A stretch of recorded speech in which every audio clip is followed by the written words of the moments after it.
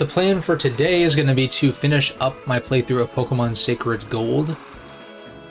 Of course, I've got quite a bit left to do, but I don't think it'll take that long. I believe I've fought every trainer, or at least damn near every trainer, on all of these previous routes, with the exception of Viridian Forest, because that is still closed off. I'm guessing it opens up after Blaine or something. But yeah, basically, first things first is these water routes, then Blaine, then Blue, Viridian Forest somewhere in there, I guess, and then Red. So it's really just going to kind of depend on how long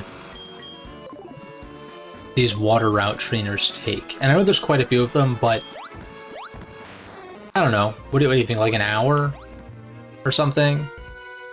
Like maybe about an hour on the regular trainers, and then however long the gyms take, which is not going to be very long either.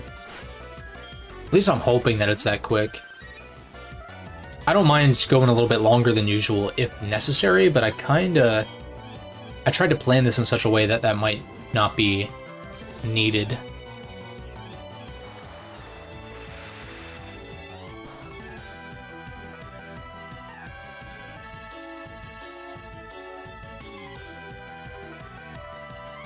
Okay, we focus energy up. Let's try to miss Draco. They miss Hydro. Okay, fair enough. Try to crit. Try to crit Draco.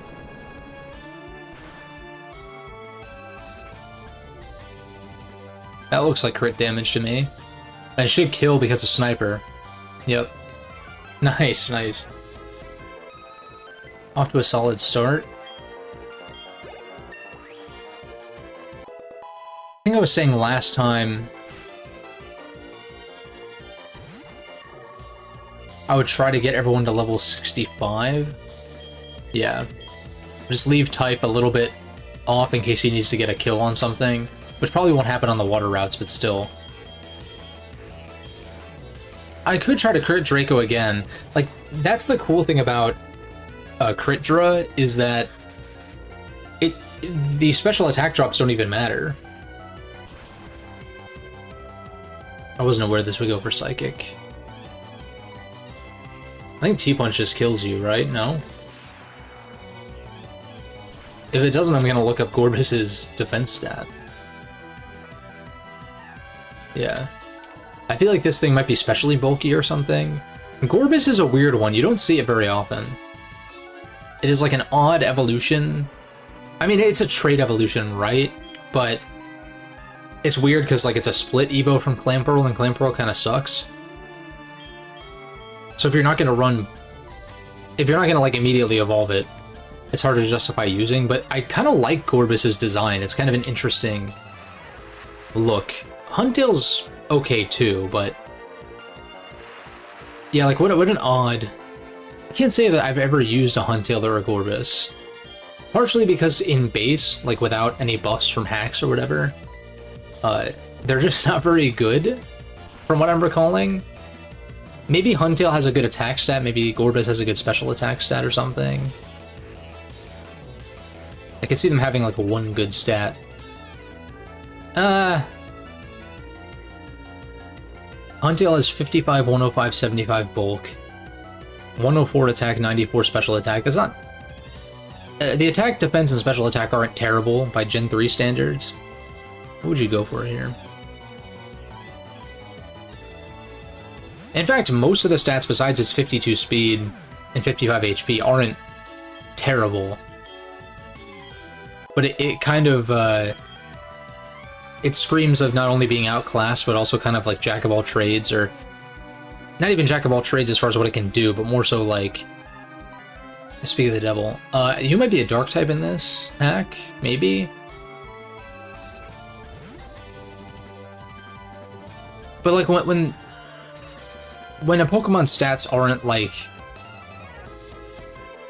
min-maxed to a certain degree, then when they're not min-maxed to a certain degree, it's like usually a bad sign. I think the min-maxing has gotten pretty out of hand in recent gens, though. But then it's like, at that point, why even have any special attack on a physical attacker kind of deal? Why not? And that's why, like, BST doesn't really matter that much. Like, it does, but it's really where it's distributed. Am I faster? Because I'm like, if you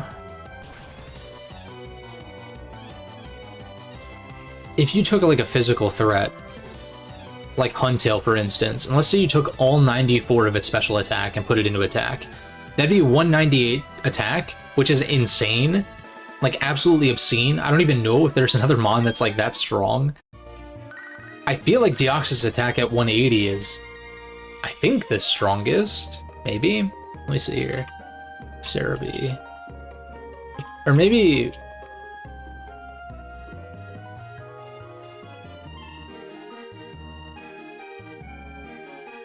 Okay, Cortana has 181. This is a Gen 8. Gen 9... Yeah, Kart's not in the game in Gen 9, I guess.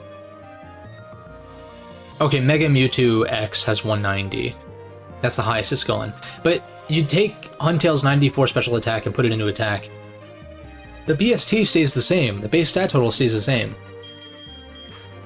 But that attack stat gets ridiculous. So it's like... It's an interesting... limiting mons when you're... I doubt the Game Freak does this anymore, at least. But, like, when you're designing a Pokemon, or even when you're judging a Pokemon based on stats, like, BST is really, like... not that important. Like, it doesn't really mean anything. But then again, most mons don't have 0 in it. Actually, there is no mon that has literally 0 in any stat. That wouldn't really make sense, but let's say, like... It's like, yeah, why not make, Great Tusk have 0 special attack because or 1 special attack because it doesn't use that stat at all. Now the possibility, and like you see, various showdown lives across YouTube about, using specially oriented physical attackers or vice versa for fun. And I get that.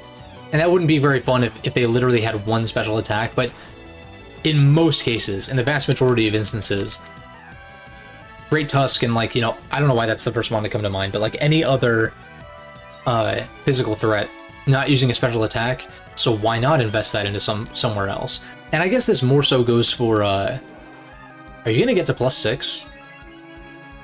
I guess regardless, I can just spam Sucker Punch. Because I know it kills. Night Slash did half. More than half, actually.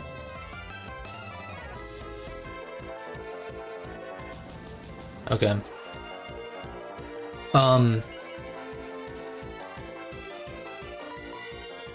Yeah, that's why I think mons that have the potential for mixed attacking are interesting. But then it's like, you have a mon like Honchkrow, who has been amazing in this playthrough, first of all. But it can be a special attacker, actually. Or it can be a mixed attacker, rather. But its defenses and speed are pretty shit. So it's like, would you rather Honchkrow have less special attack, or barely any special attack, and be bulkier or faster? I would maybe say yes, but it is kind of interesting that it can somewhat viably run stuff like Heat Wave or Dark Pulse or, whatever. Particularly for niche. In a competitive, from a competitive standpoint, it's like for niche matchups.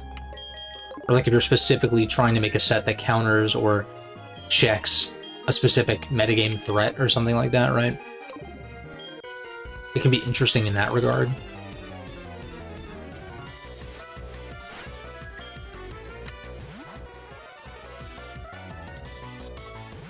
Alright, shit lead on my part. I kinda want to taunt you, but there's no Shell Smash, so why would I do that? I was thinking like Shell Smash metagame, or metagame, like Shell Smash generation, but that's not the thing here. So you would just go for, okay. That's Draco, I think it kills. This Cloyster doesn't have much special defense. In fact.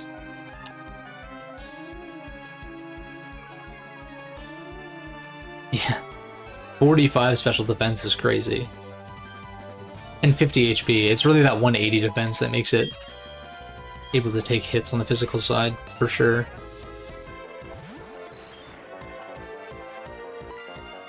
Like, I look at Cloyster's stat spread, and I'm like, this is actually kind of an interestingly designed Mon.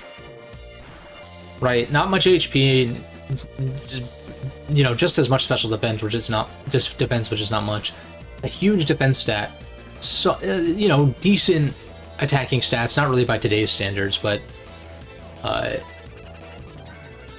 you know, 95 attack, 85 special attack. That's not terrible by, like, early gen standards, at least. 70 speed, also not terrible by those standards.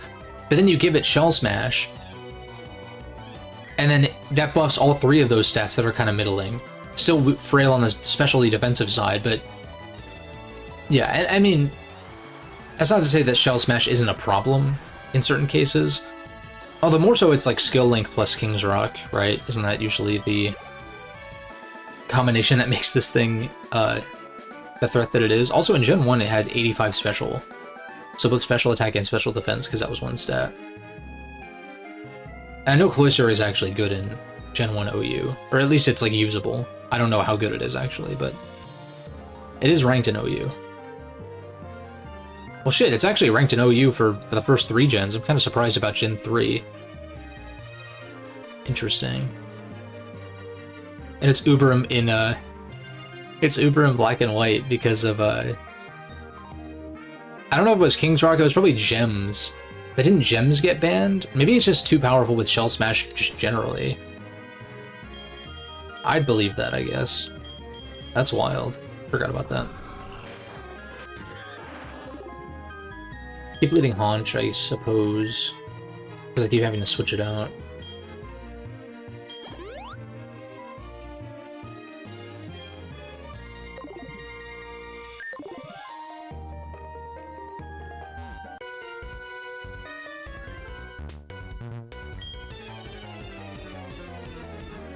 It's not really until recent gens that Cloyster should have fallen off in viability.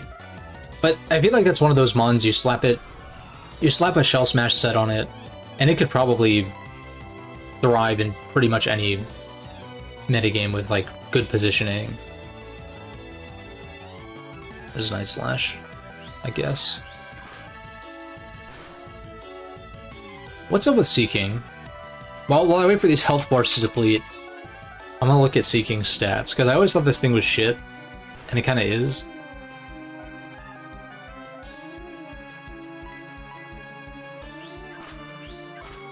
$80, 65, 80 bulk.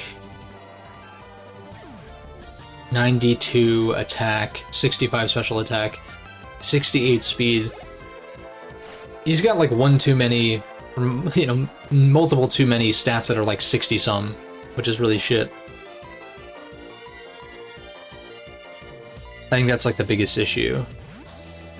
Because the stats are like somewhat even-ish, right? 80, 92, 65, 65, 80, 68. But none of them are like good on their own. This thing is shit. This thing has always been terrible. Oh my god.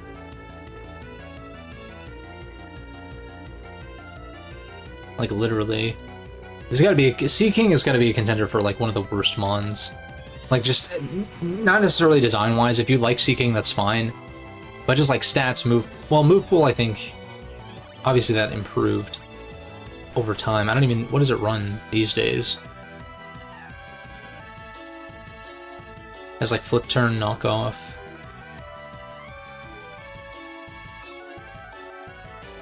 Yeah, like, waterfall for stab. Drill run, mega horn.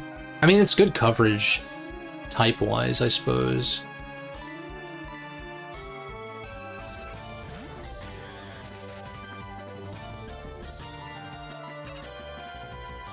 Oh, you're faster. Electivire has decent special defense, though, so we're fine. We're chillin'.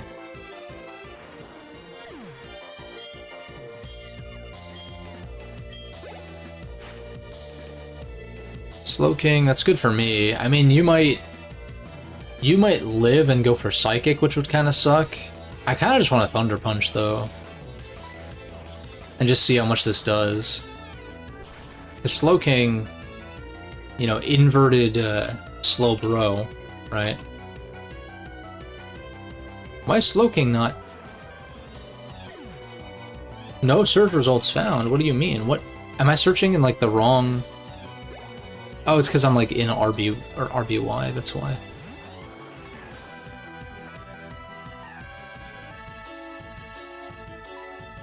You actually have good defense, so I'm gonna switch out here. Go into this. Alright, yeah, let's look at Slowbro circa Gen 2 and on. Yeah, so they switch. All their stats are the same, Slowbro and Slowking, except for defense and special defense are flipped. I knew it was something like that. Slowking still has 80 defense, which is not actually that bad. For a Bulkymon, it's not very good. It makes up for it with, like, you know, HP and special defense, of course, but I guess if you see 80 in defenses on, like, an offensive threat, that's like, okay, that's good bulk, actually. But yeah, for defensive mon, definitely regular on that side. But still respectable. Damn. They really kind of cooked with these guys in the early gens.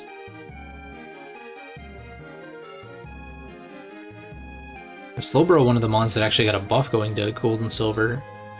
20 points in special attack. It's pretty nice.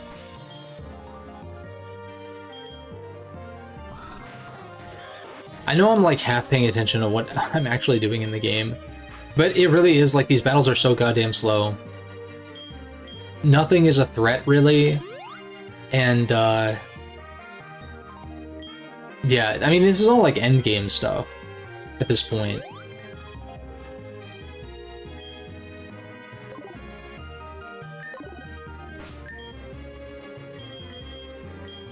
Yeah, I am very much looking forward to Aurora Crystal now. And I was looking forward to seeing it. I was just a little bit skeptical. Just somewhat. Based on some, you know, albeit like nitpicks, I guess you could say, about Voltway 2 Redux, but yeah, this hack could use a facelift. It could use a, I guess that would imply graphical changes. I mean, it could use some improvements. Some tweaks. I'm kind of here for it. Because I'm like, as much as I have a lot of nostalgia for Johto, be it from Gen 2 or this game in vanilla, like I would take probably Platinum over, like as far as vanilla is concerned, like I would take Platinum, and like Renegade's the better hack, so that doesn't help its case. This game is still like probably top 5 mainline. If you start throwing in like spin-offs, then I don't know if it would quite cut that, but then certainly top 10, I guess. But mainline, yeah, it's still top 5. It's like the 2 Gen 5 games. What would be my actual order, actually? Probably Black and White 2 still first. God, Black and White 1 has so many great moments, but I also... From the moment Black and White 2 came out, I preferred that. Okay, I should just stay in a T-Bolt. Then as far as Platinum, it's so weird because... like, looking back, even as early as when I was, like, in high school, or, like, when Gen 6 came out or something, which was, like, late high school. Oh my god, you lived. Or the fact that I actually did that much, because Lapras is pretty bulky, is surprising. But, even as early as Gen 6, I kind of viewed Pokemon generationally as being, like, improving gen over gen. However, thinking back on it, even, like, at the time of Diamond and Pearl's release, I played the shit out of Diamond, obviously, but I still prefer Gen 3 at that time. It wasn't until Platinum and HGSS came out that I was like, okay, Gen 4 is pretty baller. Actually, I might have still preferred Gen 3 at the time, and then Gen 5 came out, and I was like, I think I like this better than Gen 3, and then the hype for Gen 3 remakes in the Gen 5 engine, or like a, you know, Gen 5 remakes of Gen 3, that was like the dream at the time. Now I would have still been curious to see it, but now I wonder how good they actually would have been. Like, would it have just revealed that I don't like Gen 3 as much as I did when I was younger, kind of deal?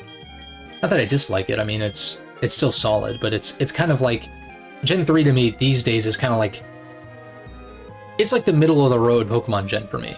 It's good. It's good.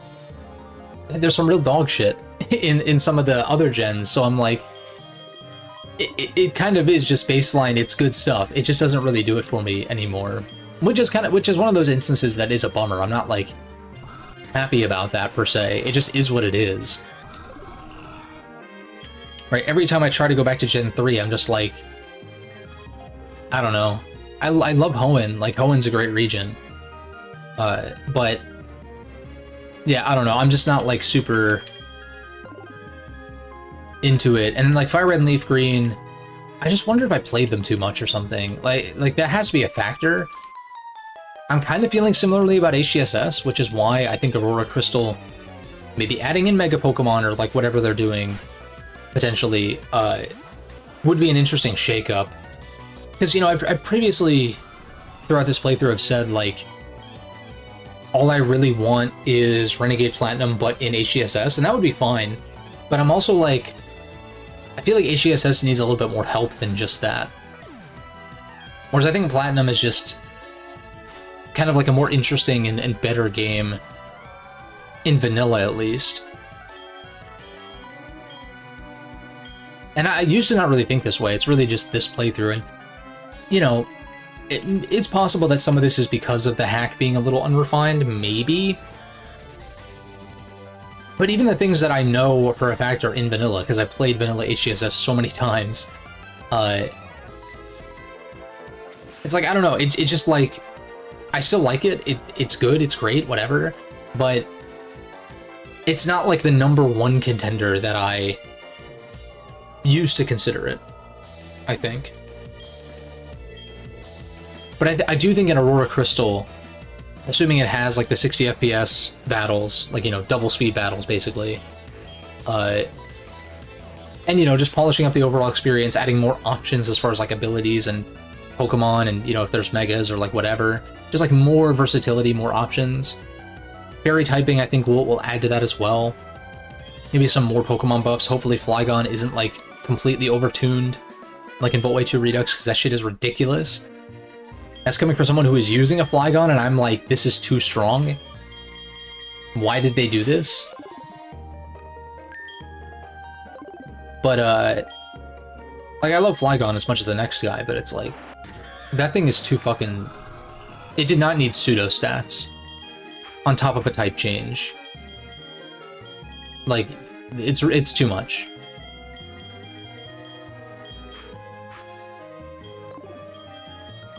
That doesn't really matter, the order here. But yeah, hoping that that is a little bit, like, tuned a little bit more finely. And I still need to play through, Voltway 2, regular Voltway 2, not Redux. I'll probably do that on my... I'm debating... I've got a lot of travel coming up in the spring, so I'm like, that could be the time. I think I'm gonna upgrade or get like a new retro handheld that has a wider aspect ratio. Partially, and almost specifically actually, to do DS games so I can have the big screen and little screen in the corner, but with a wider aspect ratio, because with my current setup, it's kind of shitty, because like it's very cramped, or I have to do the awkward thing where you switch screens back and forth, and I'm just like, this just doesn't... I just don't think this works very well, in all honesty. We're just gonna T-bolt this. Oh, you have a water ground? No.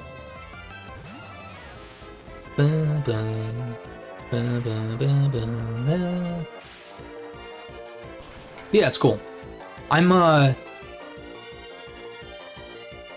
was kind of waiting for, some of the regulars showed up, assuming that the chat isn't, like, bugged out again, because that could be what's happening. But I was gonna say, I picked up Shadow Generations or, you know, Sonic X Shadow Generations, so to speak, on the Steam sale for 25% off. Oh my god. Oh my god. Shadow Generations is actually fucking peak. And it surprised me. I thought it looked really good. leading up to release. But I was like, you know, when it dips to like 40, I'll grab it.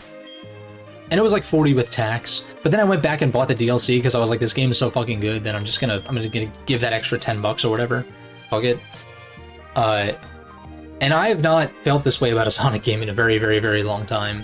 And I've not played most of the most recent Sonic game, barring Mania, which, like, that, a great game, but, like, that doesn't count because it's such a throwback title. Because, like, how could it not be good? Because, like, the side-scrollers are just kind of baseline solid. They're not my favorite Sonic games, or they're not my favorite 2D platformers, but they are solid. But, like, as far as a 3D entry, I guess you could say, it's like I played Generations, but that was years later. I played Colors on Wii. I don't know if that was... I don't know how close to launch that was. I don't remember. I don't think it was right at launch, though. I feel like I got that at a discounted price. So it could have been anywhere from like a year later or a few years later, but it was pre-Wii U, certainly. So before 2012. And before that, it was Shadow 05, which I think I got day one. Which took some convincing because it had guns in it, and it was also E10+, but I also... Well, that came in 05, I was 9. And I remember that was like one of the first E10+ games I remember seeing, because that wasn't a rating. That wasn't a rating for from the initial launch of the ESRB. Like, E10 kind of came around during that mid-aughts time, I want to say. I don't know what the exact first game was, but Shadow 05 was like the first game I remember seeing E10+. Because like Melee was T, and I think Melee probably would have been E10 if that was a thing. Twilight Princess was still T, and that came out after. I guess, I wonder if I could look this up. Like what... Like ESRB E10+? Rating system wiki...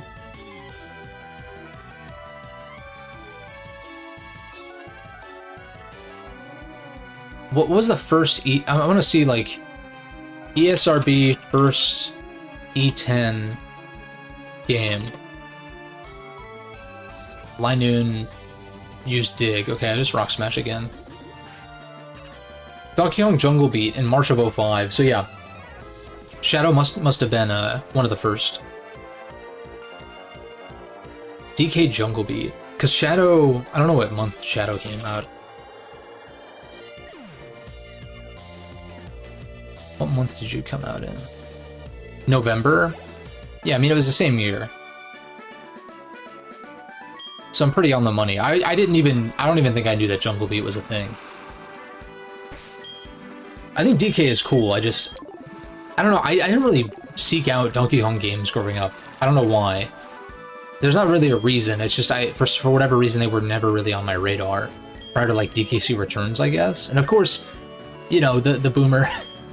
No offense, but like the boomer, you know, glazers for Super Nintendo were always like, you know, the original Donkey Kong Country trilogy, and that's fine. Those games never clicked with me, but Returns, I think Returns was the first Donkey Kong game that like caught my eye, and like well, no, there was Barrel Blast, and I remember that. I didn't have it though. I feel like a friend maybe had it, and I played it at their house like once, maybe. But not super memorable. That's why I'm like, man, if they did another, like a newer 3D Donkey Kong game, that'd be sick. Oh, I don't have strength anymore. I don't even need to be here, though. There's no trainers. There might be some items that might be worth grabbing. But I'd say we just skip this dungeon and head over to the other side of the water route from Pallet Town. But we'll go to Viridian, because I can't heal in Pallet. But yeah, the fact that, like, I'm gonna do a video on Shadow Generations. In fact, I'm bailing on the Final Fantasy X-2 video because I just didn't like it very much, and it's also, like, vaguely somewhere between mainline and spin-off, so, like, I'm kind of like, I talked about 10. I like 10. The 10 video did terribly. Also, I appreciate the people who commented and stuff. It was fun to, like, chat about that briefly, but, it really just did not do well. And so I'm like, okay, could I improve on that for a 10-2 video? Sure, but I'm like, what am I really I have some stuff to say, I guess, but it's most of it's pretty negative, and I'm just like, I don't... It's just like, it's totally... It's one of those that was kind of in one ear and out the other.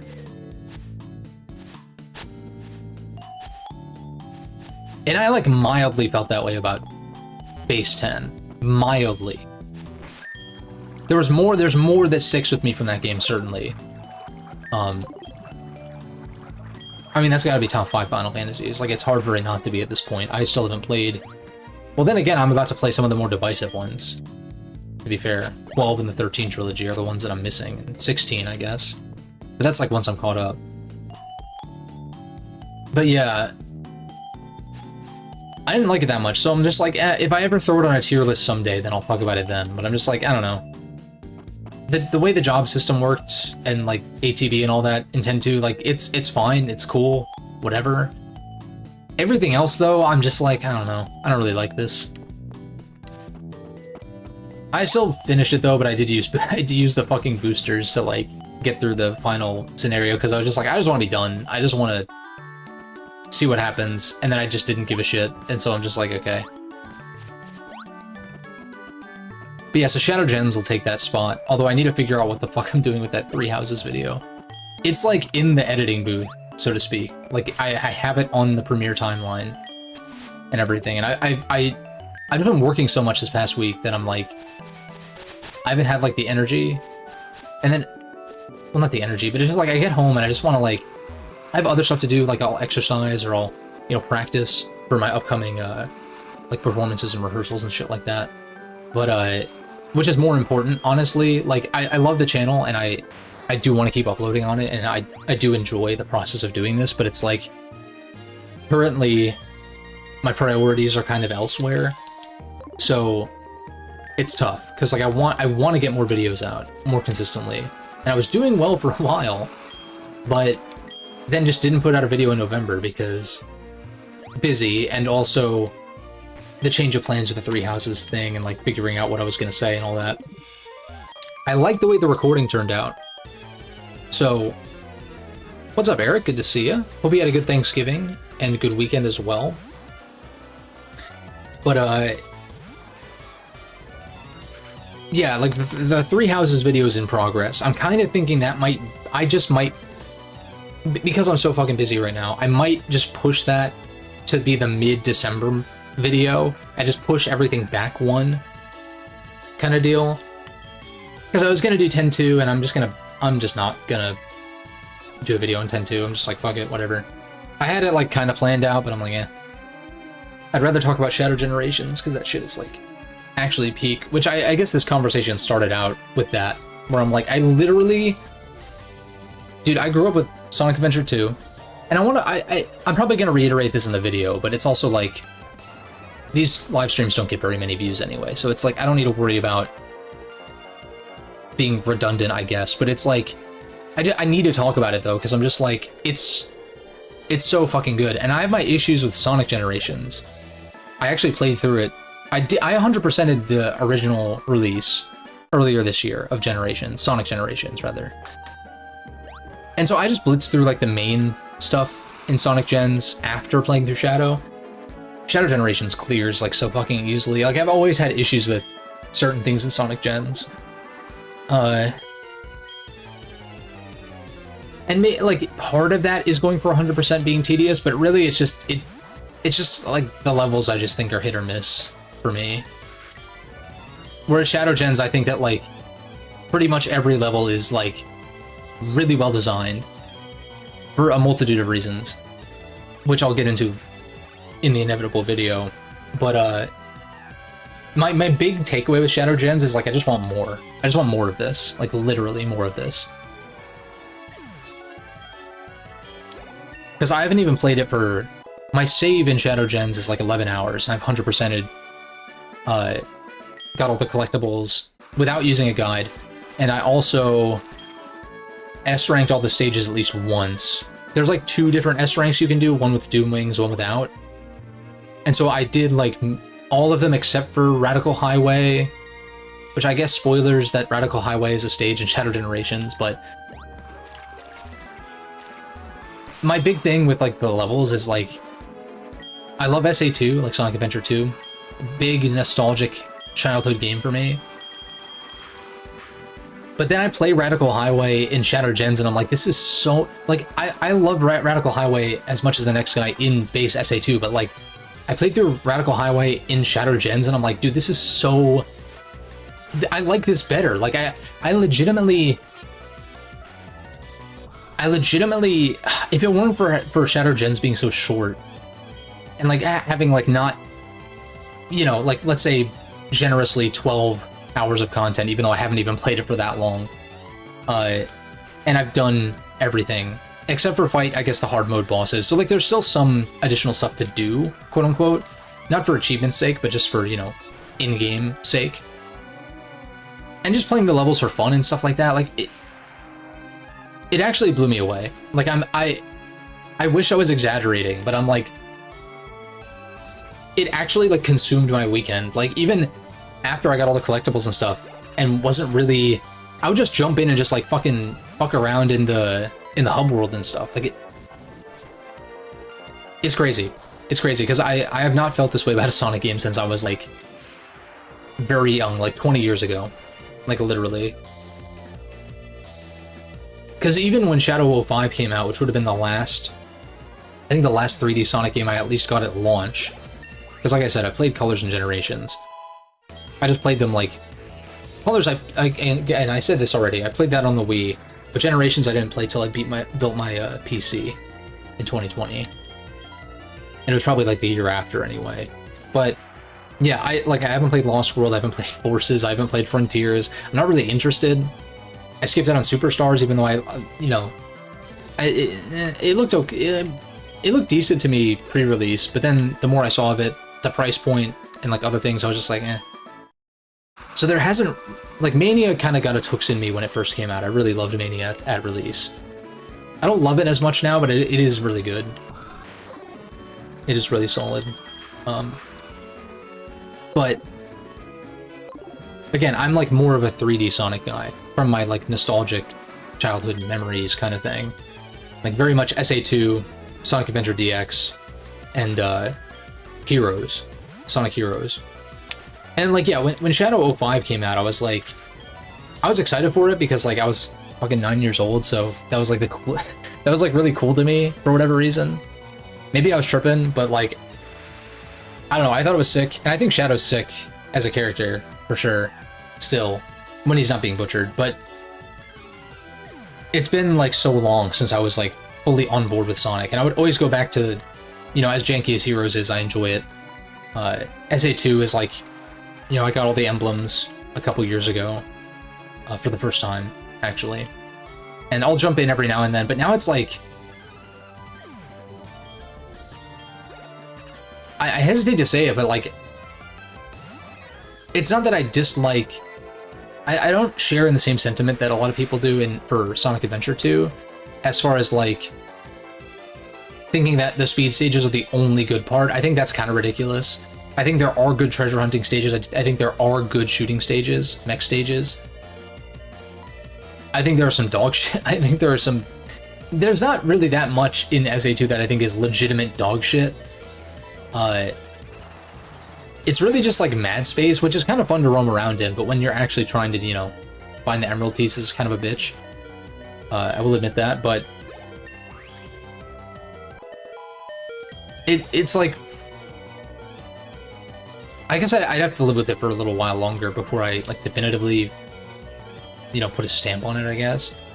But I kind of think I might actually prefer Shadow Generations over SA2, which is, like, crazy, considering it's not even, like, a full game, really. But, more so, I guess, more so than I would say that, I would say I'm incredibly... I don't want... Well, okay. Sonic's been, like, very up and down as far as, like, its quality, and even though I haven't played most of the games, like, most of that is kind of plain to see for a lot of reasons. Even Frontiers, which some people swear by, I look at it and I'm just like, this looks generic. They're reusing levels. There's puzzles for literal toddlers in the open world, you know? And it's like, there's just, like, a lot, and it's like, I don't know, it looks kind of, maybe it'd be fun to run around, whatever, but that kind of like only goes so far with me. There needs to be like some more meat there than just like, oh, it's fun to fuck around. It's like, okay, but I've kind of been there, done that with stuff like even Assassin's Creed. Like, once you beat the stories in those games, that is kind of just like run around and fuck around, and I'm like, I don't know, this doesn't... That kind of gameplay style doesn't really like appeal to me that much. If there's other stuff to do, like post-game or like collectibles or whatever, that's fine. You're not a fairy type, so I can just Night Slash. But if it is like, you've done everything and you're just kind of like, the world is just there, it's like, okay, I guess time to start a new playthrough or something. Assuming you enjoyed it enough to do that, right? But, yeah, I'm like... I mean, I would have happily paid a decent amount for just Shadow Generations on its own, just because I already own Sonic Generations, and I don't... I like it, but I don't like it as much as a lot of people do. Certainly don't love it. There's actually a lot in Sonic Generations that I really don't like, but the stuff that is good, like, it is like a baseline, it's good. I think it's good. But yeah, Shadow Gens is just like, oh my god. I could keep going, but it's just like, it actually blew me away. Like, I don't know, I don't want to set expectations too high. It's a very short game, because it's like, you know, a bonus include or whatever. But like, I just really, really fucking enjoyed it a lot. More than I even expected to, which is always a good thing. That doesn't happen very often.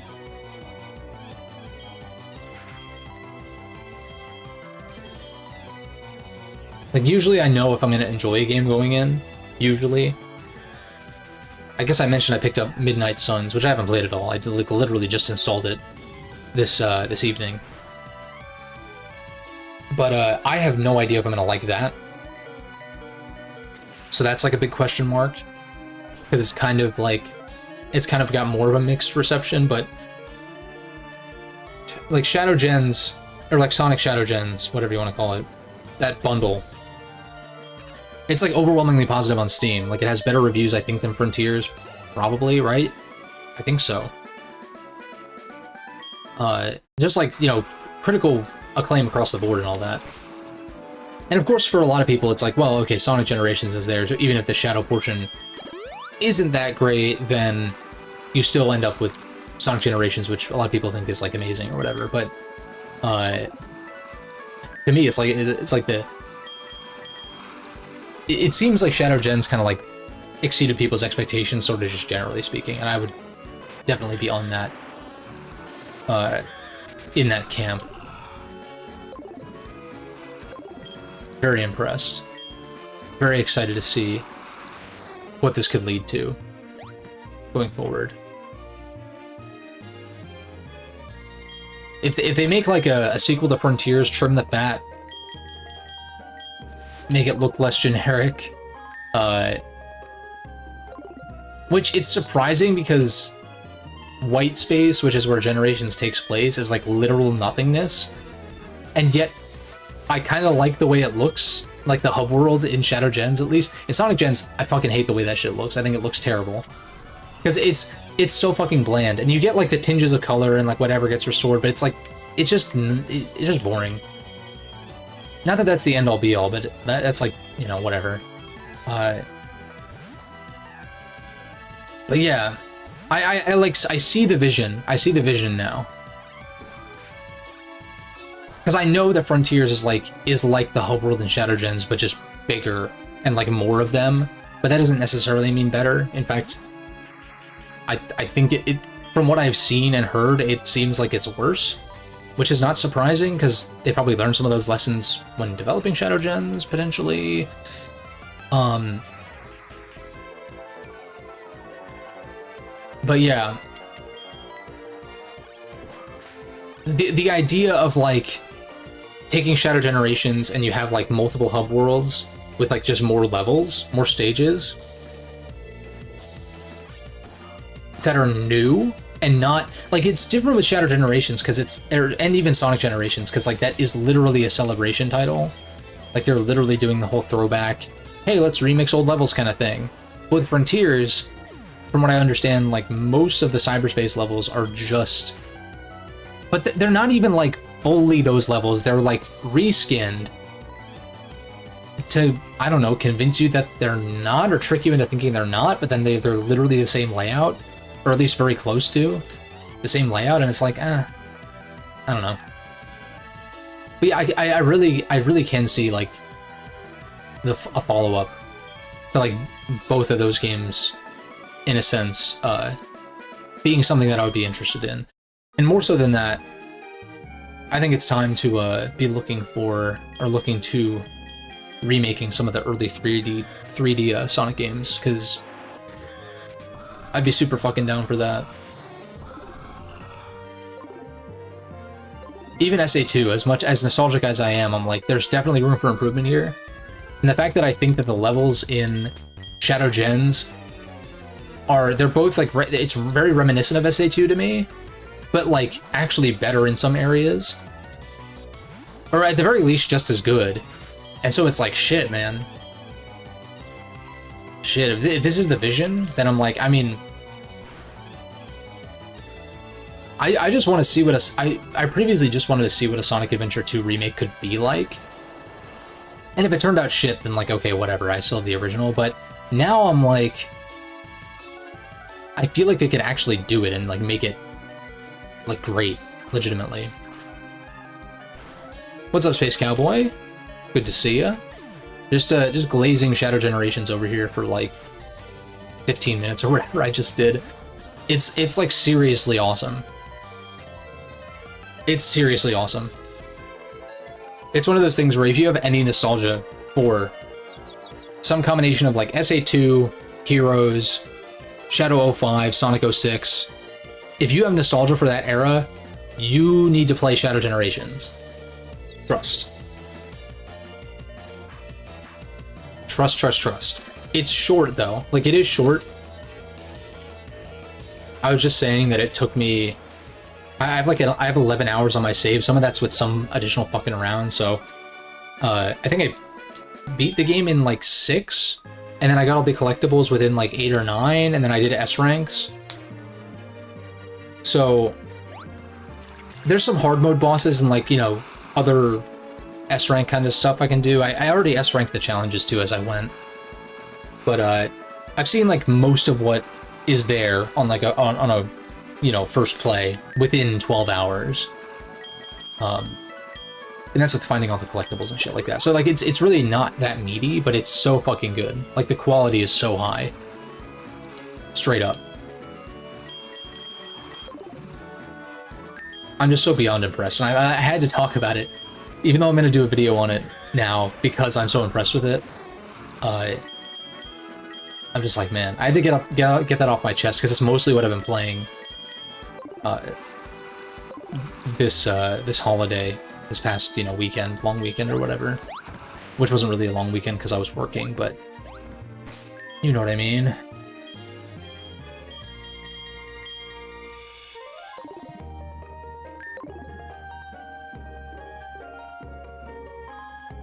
But I also, I mentioned this earlier, but now that you're here, Space Cowboy, I grabbed Midnight Suns, Marvel's Midnight Suns, I guess, on sale. So I haven't played it yet, but I'm very curious about it. Because I watched Deadpool and Wolverine with my family on Friday, and there's something about the vibe, something about the X-Men was like, it was kind of getting me into that mood, and I'm like, I was looking into it, I was like, what X-Men games are on Steam? And there's really not much. Like, I think Ultimate Alliance got pulled for some reason. Like, I don't think those games are on Steam anymore for some reason. I don't know why. That was my first thought. And then it's like, okay, you've got like the Capcom Marvel fighting games, but like that's not really what I'm looking for. And I was like, Midnight Suns, that's got like X-Men stuff in it. Like Wolverine's literally in that. Maybe that'll scratch an itch of some kind.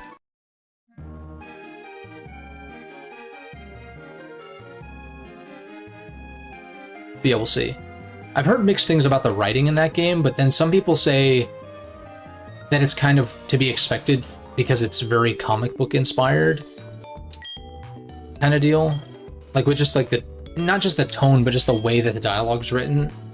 It seems like comic book heads really like it, or think it's, you know, fitting, whereas maybe people who don't read as many comics aren't as into the way that it's written or something.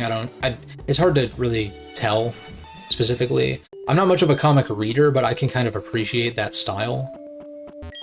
I've read some trade paperbacks. This is like, you know, in college, and I only really read like some of the big, you know, like one of the must reads, you know, kind of thing. And even then, it's not like I read all the must reads. How could you? But I read some, and like, you know, I enjoyed it, whatever. But you know, it's similar to like most other mediums that aren't video games, where it's just like, I don't know. I'm like reading like a comic book or a graphic novel. It's like, but what if this was a game though? Like, what if I could play this? You know what I mean? It's like, that's cool, but like, what if I could like be Wolverine, right? Or whatever. Colloquially speaking. How do I want to do this? I guess I can do all the guys in the water first. Well, maybe we'll just go left to right. Straight up. Also, it's been an hour and I'm still not done with these trainers, but this is like the bulk of... This is the bulk of the trainers we'll be facing besides the actual gym trainers. So I think it'll be fine. I'm gonna try to crit this, I guess. I could go hard Evire. For Zen, though, that would have been bad. Granted, Blastoise is not really known for his physical attack. Despite being a bulky boy.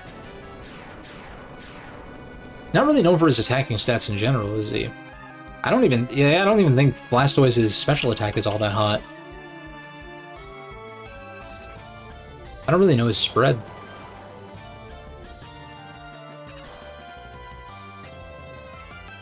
$79, 100, 105 defenses, 83, 85, 78 offenses, 78 being speed.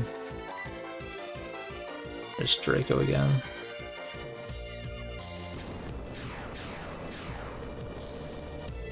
Blastoise is kind of sick though. Like, I love Venusaur as well. Never been a huge Charizard guy, not gonna lie. Maybe I think it's just because Charizard's Gen 3 sprite is kind of shit. Hold up.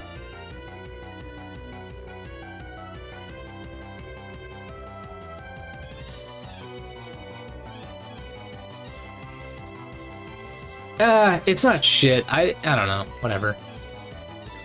I've never been a big Charizard guy for whatever reason. Zardex is dope. But I've always preferred the other two. And like, I feel like I go back and forth whether I like Venusaur or Blastoise better. I think, is it Venusaur? Venusaur's probably the better Mon. At least prior to Blastoise getting Shell Smash, which it didn't get until like very recently. So I remember, I think it was Gen 8 National Dex, where Mega Blastoise was like banned or something like that because of Shell Smash. And that makes sense.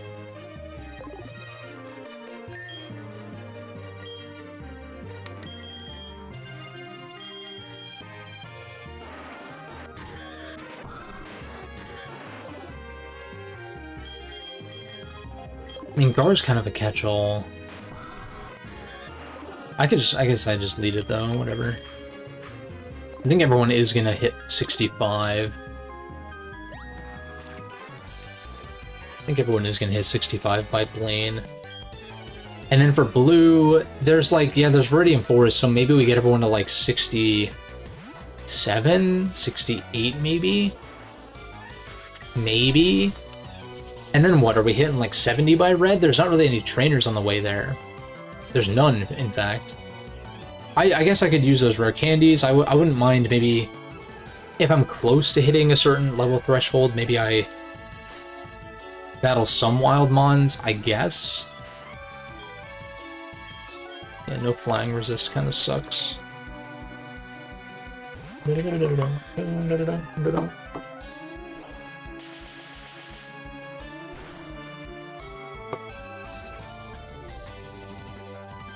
Oh my god, crit. But yeah, my whole thing with my reasoning, I guess, behind the Shadow Generations tirade about how great it is like, you know, if Legends ZA is that for Pokemon, that'd be amazing. It'd be like, you know, my two of my favorite childhood franchises, like, making a comeback in quality and polish and all of that. And Sonic, I've given less of a shit about, I feel like, even in my teen years and, like, going into adulthood. Whereas Pokemon, I've, like, always, at least, you know, cherished the DS games. And there's some Sonic games that I do cherish to an extent, but it's like,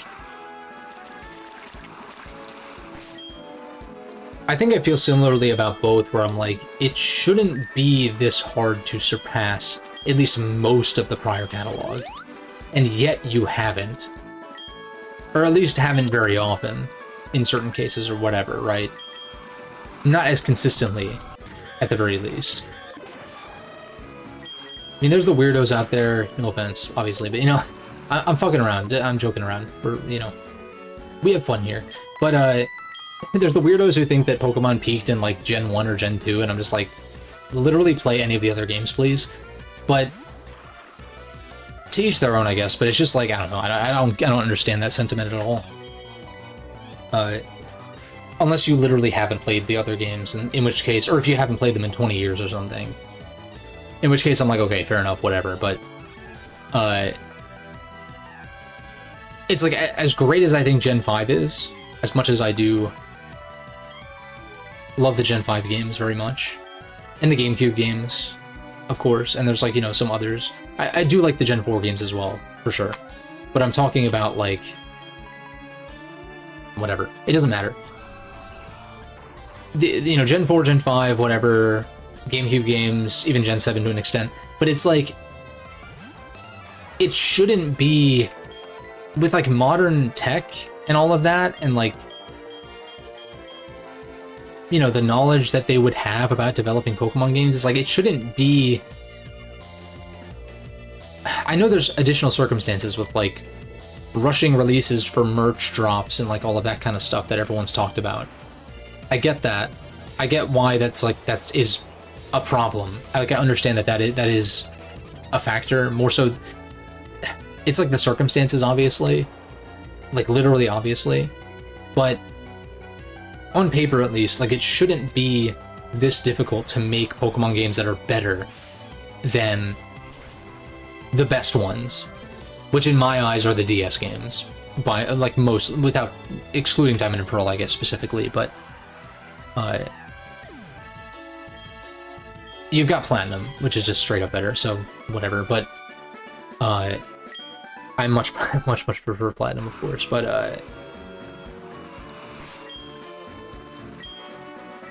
I guess my point is, like, if Legends ZA has enough time in the oven, I'm kind of hoping that it is that return to form. And, like, you know, I did enjoy Legends Arceus. I don't think it should be in A tier on my tier list, but that's, like, you know, things are gonna shift over time, obviously. I wouldn't put it quite that high now, but, like, it was refreshing. There were some changes. Need some more refinement, certainly, in a lot of areas. In most areas, actually.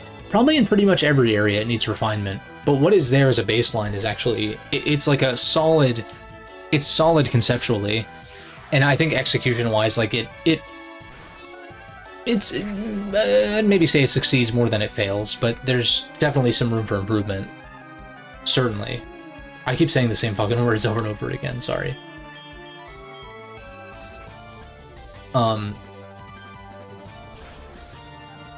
But yeah, I'm like, especially if ZA is, like, at least a relatively smaller scale, if it's not, like... Man, if it is fully open world, like, it just needs to be... It needs to be polished. Like, that's, like, the big thing that I keep saying about it.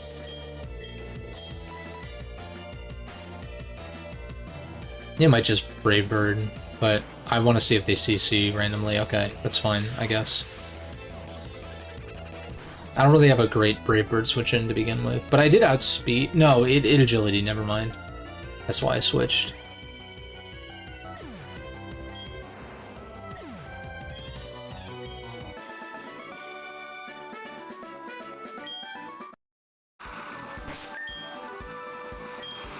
Yeah, I'm not, I'm trying not to keep expectations too high until we see something of Legends ZA, but I'm like, that would be kind of crazy. That would be kind of crazy if it impressed. That'd be great. And I mean more so impressed beyond, like, the most hardcore of hardcore in-game Pokemon heads. Right? In modern gens, I tend to lean more on the competitive side of things. Not that I play much, but it's just like, that is the aspect that is keeping my interest. Is like competitive singles content and stuff like that for modern gens. Otherwise, I could give a fuck, really. There are aspects that I've liked about the newer games, sure, but like as an overall package, not really into them. Arceus was the closest one, though. The problem with that one is, like, I don't really feel a strong desire to return to it. Especially because of how, like, slow... Not slow, like, battle-wise. I thought that the battles were, like... The fact that you can just run, like, literally just run away mid-battle is, like, so huge. And, like, kind of choosing on your own terms when to participate in battles and all that, but... you know, it's like, too catching-oriented, where it's like, I don't want to catch 30... Starlies again to, like, upgrade its dex entry or whatever.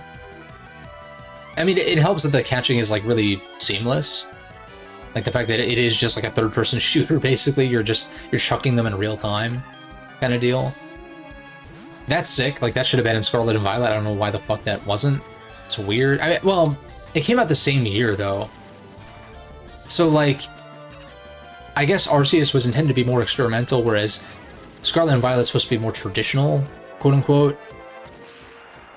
Even though it breaks conventions in a lot of ways anyway, for kind of worse, in my opinion, but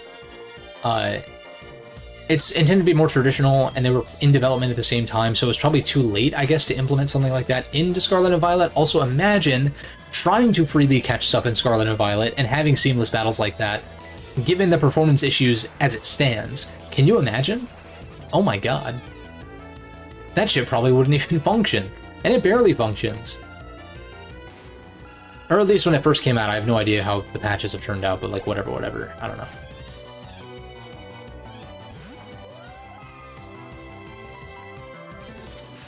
That's a point that I hadn't considered, though, was like, imagine trying to implement Arceus-style catching into Scarlet and Violet, given the technical mess that it already is. I just don't think it would...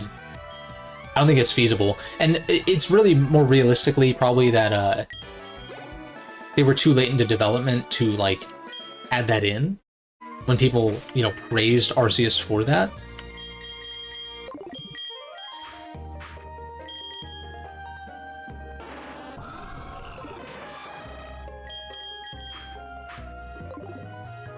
I'd be very surprised, though, if ZA didn't have a lot of those mechanical differences that, like, you know, that makes it a Legends game, basically.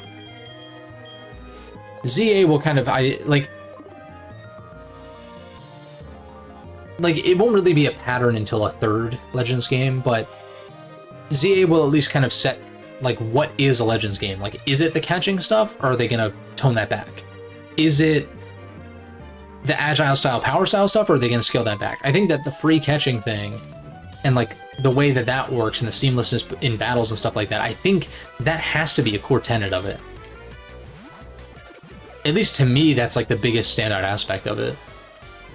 It's not really, like, a system well, I guess it kind of is, but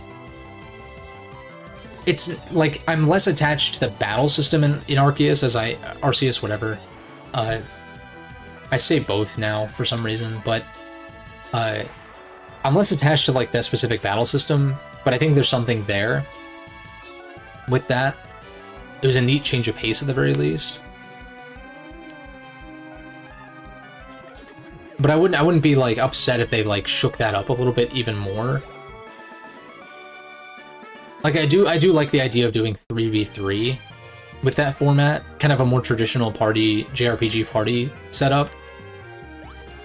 You know, kind of like an SMT game, but just with like Final Fantasy X's turn manipulation kinds of stuff.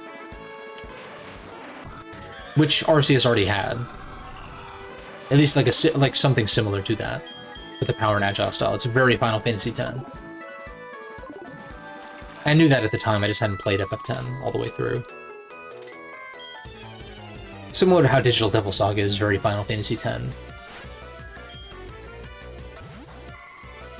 In its battle system, just with press turn instead of a conditional turn-based. Just chopped Curlia's legs off. Jeez.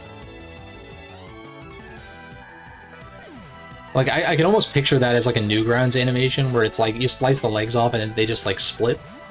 And you know, like it's like unnecessarily graphic and blah blah blah blah. The kind of shit that you would see back in the day. In places like that. But like, even the way that it's edited, I can just like kind of picture that.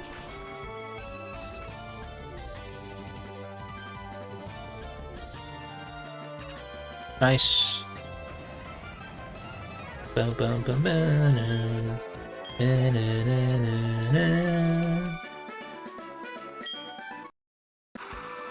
And that's it. Boom, boom, boom, boom, boom, boom, boom, boom, boom, boom, boom, boom. Yeah, more strength shit. I don't really want to deal with that. We've already spent like an hour fighting trainers. But, it's just Viridian Forest as far as like other like trainer routes. Got some trainers here. Chip these two up to 65. Everyone else, like Kingdra's gonna be, I guess Stark. I can lead Stark and then switch it out, because he's not really gonna be that useful here.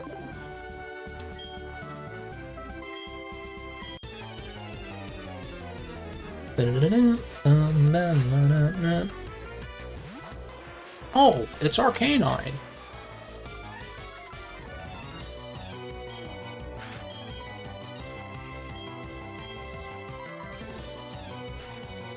It's interesting no one pronounces it Arcanine, except for the Pokemon Stadium announcer. At least I think that's how he pronounced it. I could be misremembering. Oh, it's Arcanine.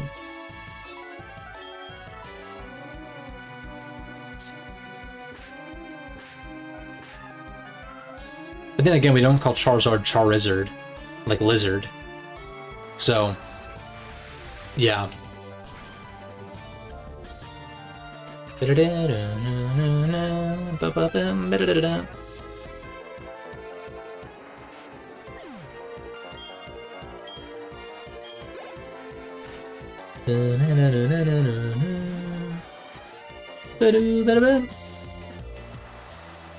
We've got a defense stat. We don't need to worry about this thing, I think.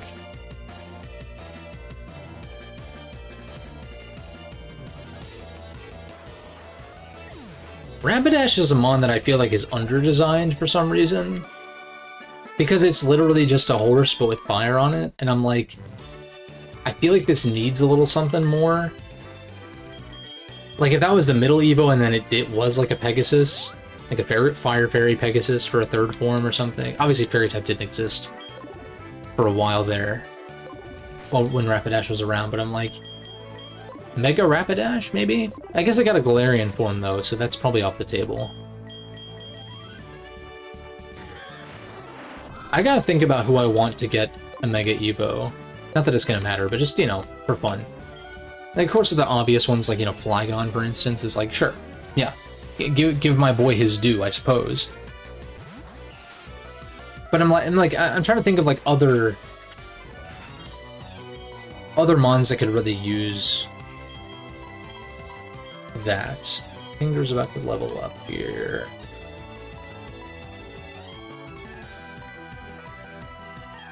I'm gonna go Kage. Just for EXP distribution. Because then I can switch this out the next turn into Kingdra. How many mons does he have? Yeah, 2. So Kingdra will chip up to 65. Gengar will get close. Although I think between this Torkoal kill and the next, like, divided EXP, I think it will also hit 65.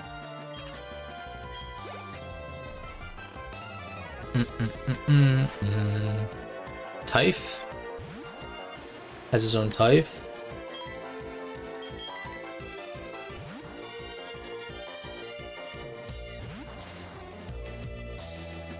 Goes for Eruption, we ×4 resist. So I don't care about your 150 base power fire move. Yeah, not at all.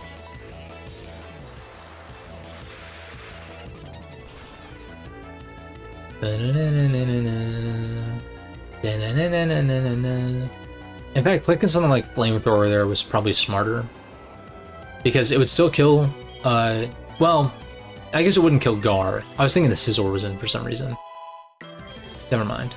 Outrage, we're not running Physical. Physical is arguably better on Kingdra because of Dragon Dance. But I need a Surfmon, so that's the issue. That's why I gotta think about who I want my Surfmon to be for Aurora Crystal, assuming they don't, you know, maybe make HMs not shit. Did I say that right? Assuming they don't make HMs not shit. If they make HMs not shit, then like, I don't want them to be completely removed, but it's like, if they can figure out a way for HMs... I hate HMs, but it's like... If I'm gonna run Gator on my Aurora Crystal team, which I will do, likely, then, I'll need to run another Water type for Surf, because I don't really want Surf on Gator. You just step backwards anyway, right? It doesn't have to do with which way I battle you from? I forget how this... I don't even know how this gym works. I just fight everybody and then it opens up. I don't even really think about it that much. Goes a Magmar.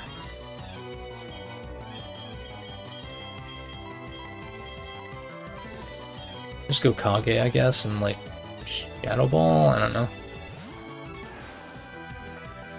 Kingdra's already at 65.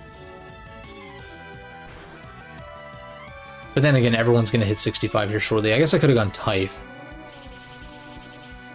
But I live another Flame, barring no Burn. Assuming this doesn't kill, which it probably does. Yeah. Nice. The Flaming Duck dies. Is Magmar based on a yokai? Because it's kind of a weird amalgamation of shit.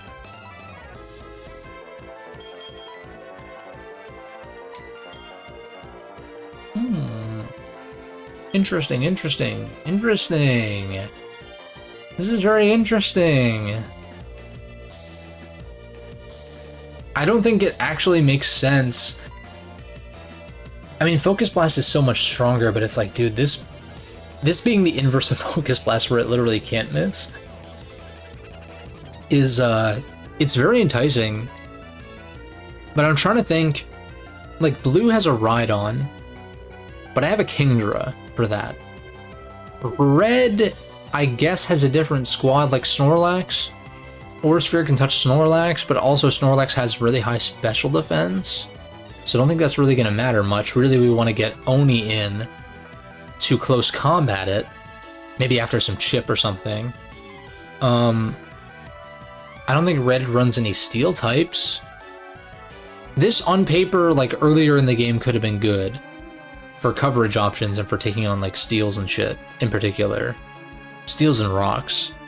Which Gengar, you know, can well, Steel resists Ghost in this gen, but as far as Rock types, most Rock types have high defense, low SPDF. So, like, Shadow Ball is gonna nuke most of them anyway, at least if they're uninvested. And if they were invested, I would switch out if it was like a Gym Leader or Elite Four battle. So I'm like, yeah, Aura Sphere is really enticing. I don't think it actually makes sense on this team, though.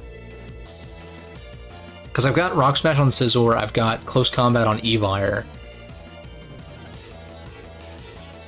And I feel like a lot of normal types tend to be specially defensive, like Snorlax, Chansey, stuff like that. Sure, there's stuff like Miltank, but like we already fought Whitney like 30 hours ago. So yeah, that is a very cool move to have on Gengar, but I just don't think it makes sense in this context. I just let Ape get the kill so I can get Scizor back in. And then go Haunch and click Fly, I guess.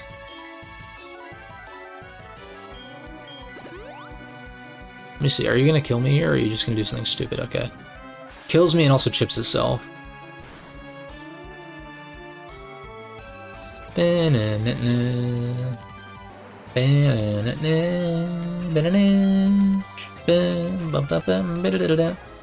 Actually, going, I should go Kingdra on the obvious Flare Blitz, but this will get Scizor to a 65. I could have gone Typh. I keep saying that, because Typh is not actually 65 yet. He doesn't get the senior discount at, fucking Denny's or whatever. Not quite yet. I should have just done that, whatever, it doesn't matter. Kingdra's gonna be a higher level than everyone else by the end of fighting Blaine anyway. Well, then again, Typh has a fire immunity. Also, I gotta keep that in mind. And also, like, it does resist, you know, Solar Beam. And shit like that, so... Nightshade? What the fuck? Why? I must ask why.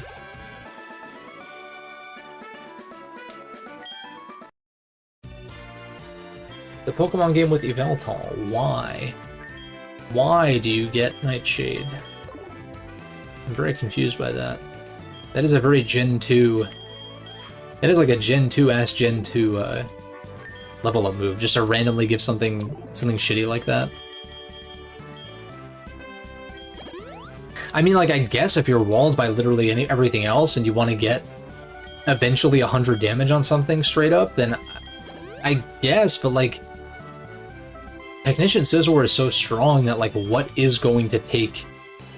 There's probably some stuff that'll take less than 100, but is it worth a move pool slot? Is it worth a move slot? No, I don't think so, like, in any circumstance. Very weird. If anyone can name me a circumstance that is, like, something that would happen regularly for Scizor to run Nightshade, let me know. I don't believe that is a thing, though. You have Solid Rock, probably. Do you one-shot? I guess if you go for Stone Edge, then yes. I'll just Night Slash. I thought about going Typh, but then I'm like, what if you click Rock Move? Oh, it goes for Eruption when it's, like, low health. As a Typh would have been a fine switch, because we're immune. But it's good to weaken the Eruption anyway.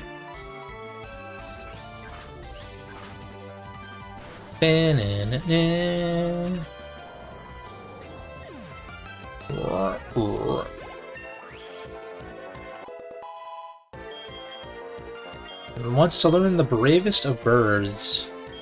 I was talking about how... Wasn't I talking about how I'd rather run... No, I was saying I'd rather run dual dark over dual flying, right? That's why I went with Night Slash and kept it. Or no, I was saying that Brave Bird's better neutral coverage. Because yeah, it's just a lot stronger. They're both resisted by steals. I have Sucker Punch for the fast Psychics and Ghosts, which most of them are fast. So like they're gonna outspeed Corneo anyway, so I'm gonna click Sucker Punch on those. So for neutral damage, which is mostly what this is going for, if it's not going for Sucker Punch, it's going for neutral hits. Or Fly, which is super effective, but Brave Bird covers that. I think Brave Bird's just better. Night Slash has that crit rate, but we're not running Super Luck. So it's not really worth like going for that, I think. This thing's frail enough. It has decent HP stat. It has good HP, but defenses are kind of shit. So like, I don't mind, I guess, taking Recoil, because it probably gets one-shot by most shit anyway. This will most likely be a... I guaranteed kill what's in front of me, or I'm trying to sack this and just get as much damage as possible kind of deal.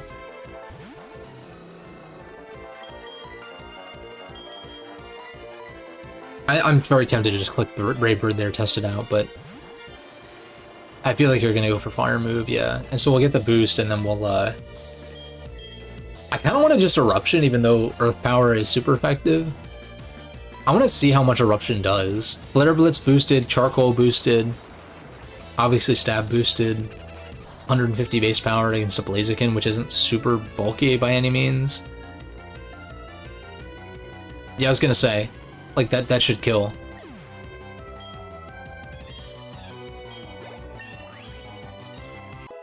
Crazy.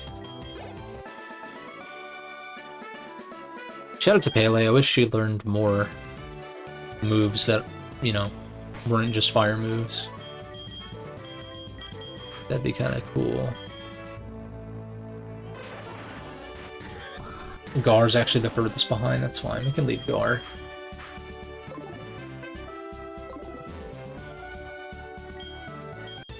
Do I want to fight that last guy?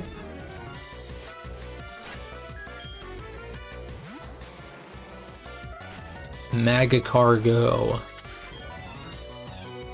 That would be how you pronounce Magcargo also if you...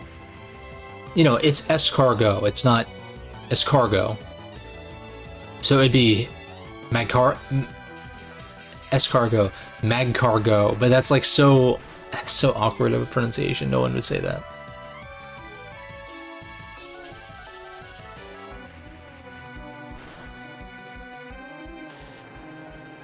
Magcargo's a weird guy. I kind of like him, but it's also like... You're just an odd duck, but you're a snail. Dark moves coming out here.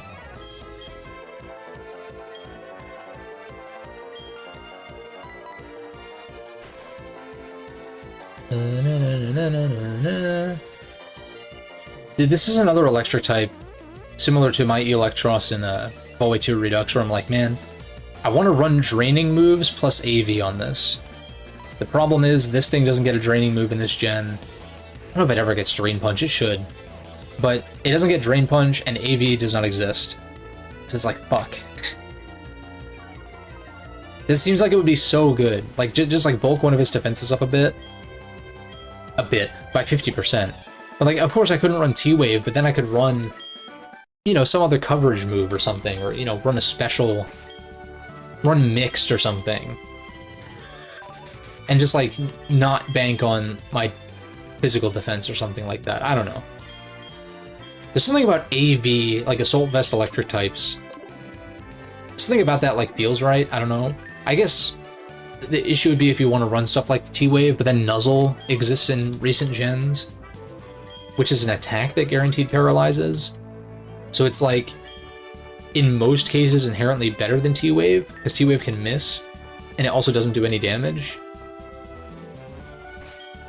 I'm gonna fight this last guy, I guess. Everyone's already 65, though.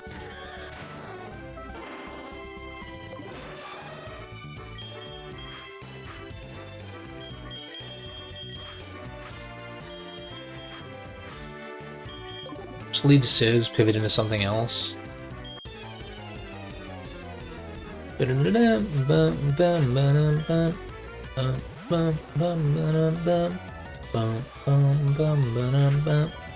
would run Rock Move, probably, in fact, if I didn't run second Electric. What do I go into here?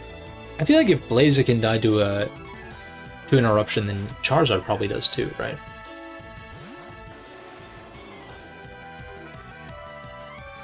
Oh, that sucks. Well, it's not boosted, but just probably doesn't one-shot.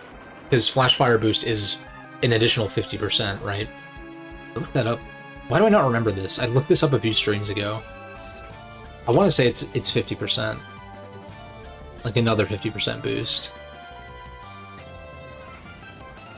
Yeah. Wait. Yes. So that's kind of crazy.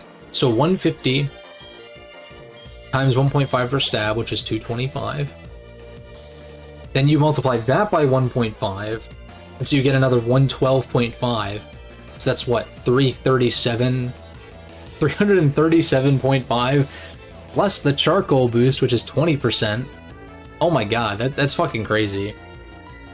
Are you Flash Fire though? I guess I just Earth Power. It's actually fucking nuts.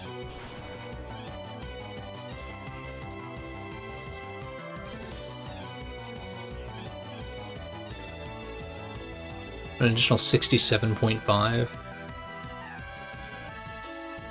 That's like a 400 base power move. Not base power, because it's like all these factors, but when you factor in stab and flash fire and charcoal, it's like it's 400 power. Is crazy. It's actually insane.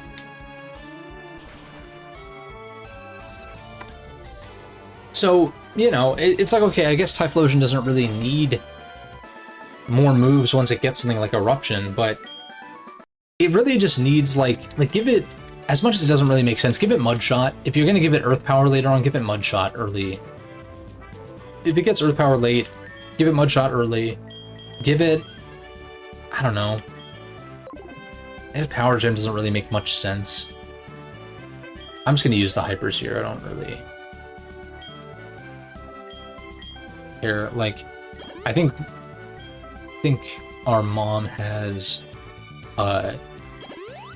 like a ton of money from like the Johto portion saved, so I can always go withdraw that if I'm concerned, and I'm not really. Like 185,506 Pokédollars. It's like I'm fine. There's nothing to spend your money on in these games. It's like, what the fuck?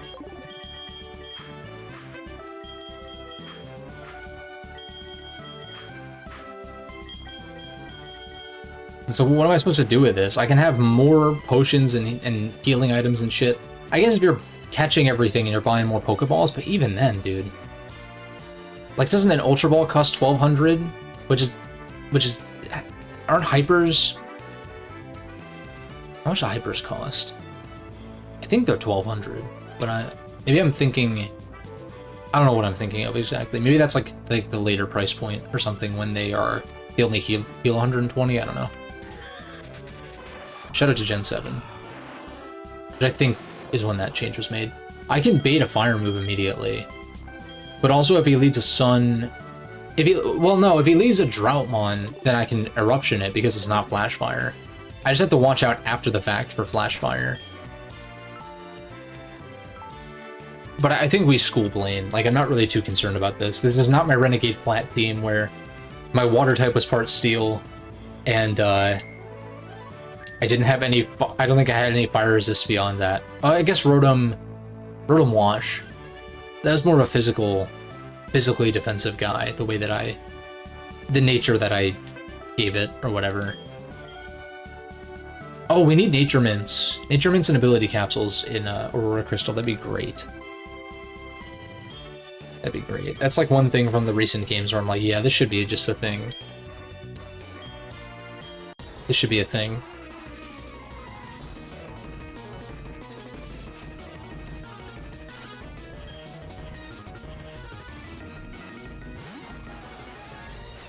Definitely not Drought. But you definitely go for Fire move here. And I guess you could be Flash Fire, no? You wouldn't have Drill Run. Do I just go Neptune? I think I go Neptune for now. We save Typhlosion for like endgame cleaning, I guess. Overheats. That's not good. You don't want your horse to overheat.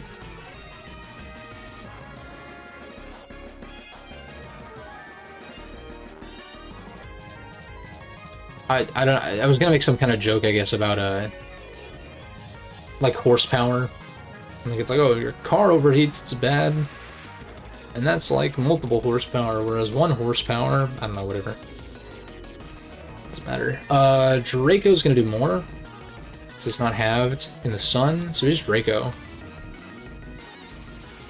Solar Beam. This might, you're a Rapidash though, you're more physically oriented, right? Did a decent chunk, but nothing too scary. There's Draco Malfoy. This should kill.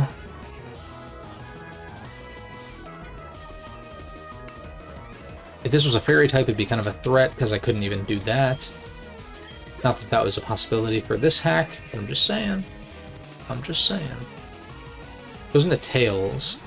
I don't know if you're Drought, right? Because Oh, it intensified, so even when sunny days up, drought still rocks? What do you go for? You go for Solar Beam, right? There's no way you go for Fire Move. There's no fucking way you go for Fire Move. Stark is useless in this battle anyway, but I'm like, yeah, I can bait the Fire Move, go into Typhlosion and click Eruption 5 more times and win, basically.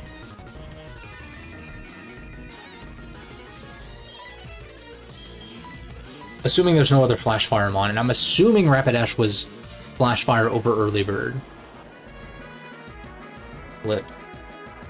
Glad you didn't miss, because now I get the boost, and we're in the sun. So you add another 50% multiplier on top of everything that I said before, and then you're looking at what is that like? Isn't that like 600 base power or something stupid like that? If you take a 400, you know, 400 with all that other stuff factored in plus sun boost. That's kind of wild. Going for the Confuse. I'm kind of surprised Eruption didn't kill. I'm gonna just Flame, because if I break through, I guess regardless, whatever, I can chip it and then Eruption it again. Because I'm trying not to use healing items in battle, then again, I came into this not at full health. Or, like, not fully restored as far as, like, Eruption PP and all that. Please break through. Okay. We can at least get some chip on this. At which point, I guess Eruption probably doesn't kill, because we're... Well, then again, this does a lot. Wow. I guess the Eruption strat kind of got fucked up, but we burned one of his full restores, at least. And Eruption still... I could maybe do a calc and, like, see how much it actually does, like, base power-wise. Can we not do this?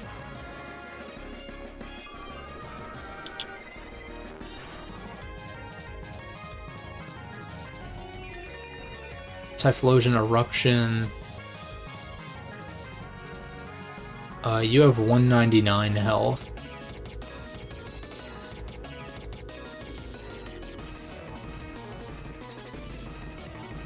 And you're at 71 health, which is 36%.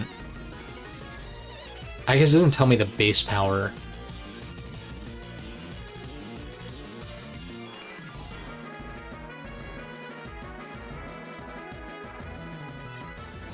Either way, Flame kills. Can you please fucking break through, dude? Okay, thank you.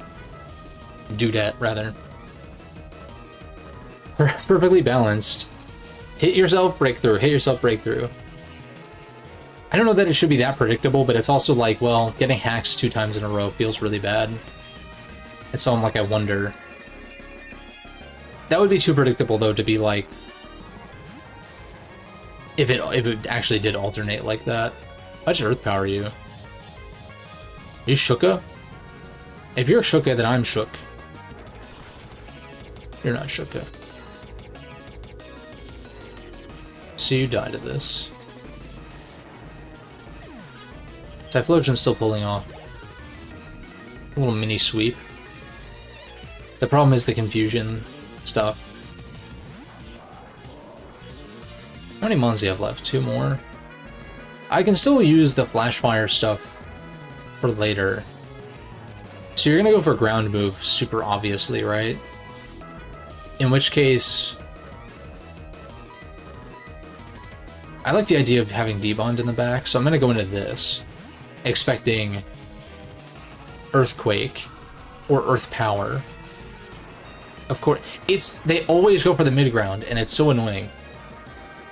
The mid-ground Stone Edge, and it always catches me too. Crit?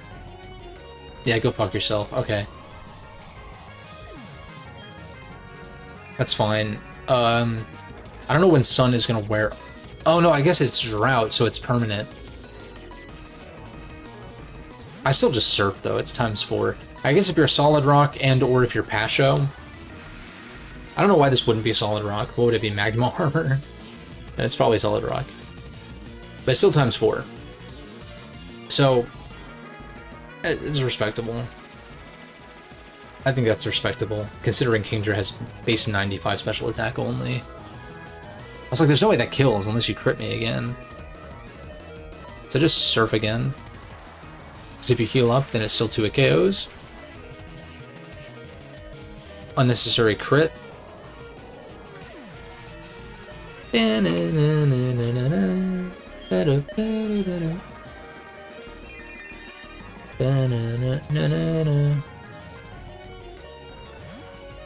Magmortar. Do I just Drake for damage? I think I just Drake.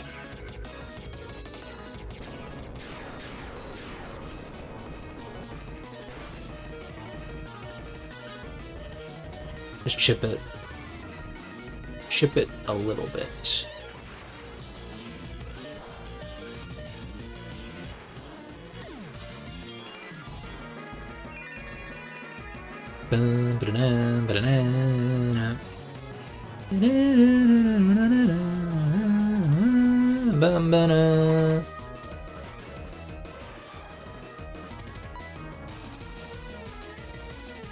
That was a little bit silly, but just to have the flash fire boost for his last, if it's something that I can use that on.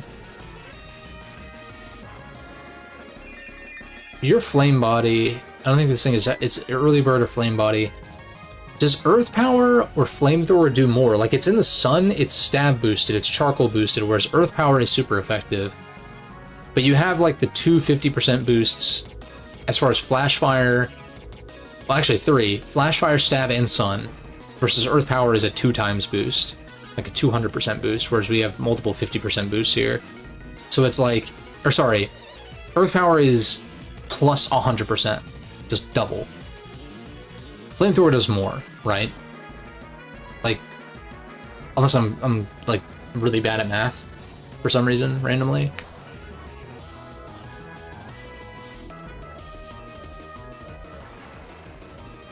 But it resists, so I guess that nullifies like the sun boost, let's say. But it's still stronger, like it's still stronger than earth power and stab boosted. So if it weren't for the sun, I think it'd be weaker. You're not intimidate. You are intimidate, never mind.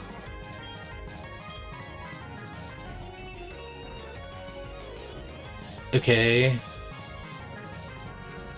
Are you trying to stall out the permanent sun so you don't get smoked by a flash fire, sun, charcoal boosted, stab boosted flamethrower?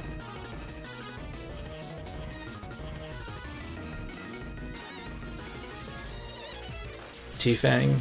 Interesting click. I guess you can't go for fire move, but if you have CC, that's just better though. And I've seen Arcanine use CC in this hack, so I don't know why you wouldn't do that. Or like E-Speed. What is the set? Is it like what is the set that you would go for Thunderfang there? I don't understand. Like Flare Blitz, Will-O-Wisp, Protect, and Thunderfang, I guess. Weird. Like, weird not running E-Speed and or CC on Arcanine when those are options. I'm saying this like it's not like a fucking CPU trainer, but I'm just saying it's like it is a confusing set for Arcanine, especially for a gym leader. When I saw like a random trainer, I think use a close combat Arcanine. Strange. It's not like you had an Infernape or some other like firefighting. Oh, I have to go the long way, I guess. Okay. I don't know why that last scientist is even there. Like, why are you here? Kind of a lame... I mean, there was no gym in the actual original Gen 2, to be fair. So, I guess it's better than that, but... yeah. We can talk to Blue, WD, and get him to go back to his gym. Ow, I just leaned on my... not my elbow, but like... my forearm. That didn't feel good.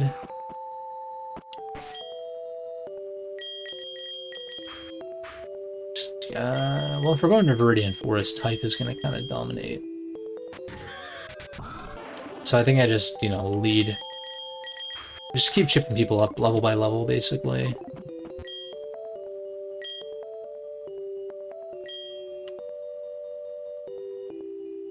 Alright, goodbye. He's blue, da ba dee da ba na. Stupid as fuck.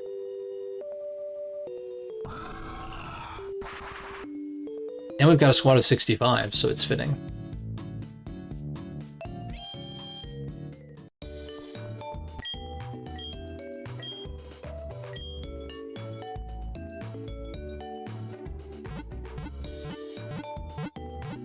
I'm just gonna let that one marinate a little bit. Marinate, whatever. Marinate or marinate? I think it's with a T. I think. Or no, is marinade is like the sauce you put on it, but to marinate is to let it marinade.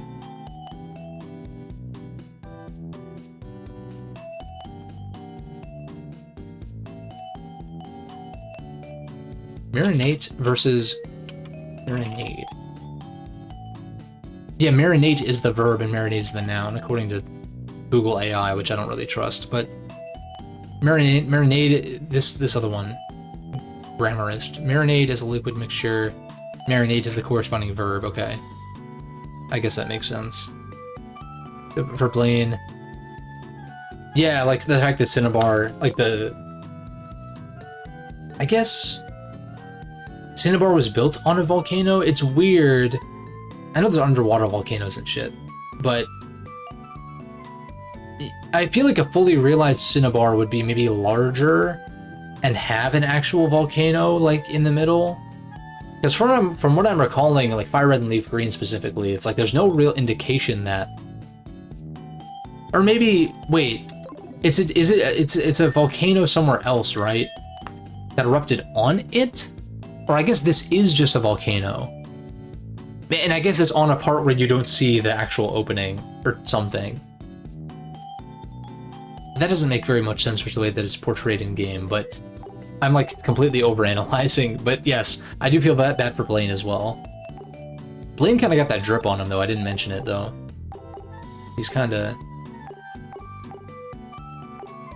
looking pretty suave with his like very gentlemanly and all that. You know, he's taking it in stride too. Here, we got Viridian Forest. Latios is also right there, but I don't think there's really room for her on the squad. Also, once I change routes, doesn't she move? Yeah.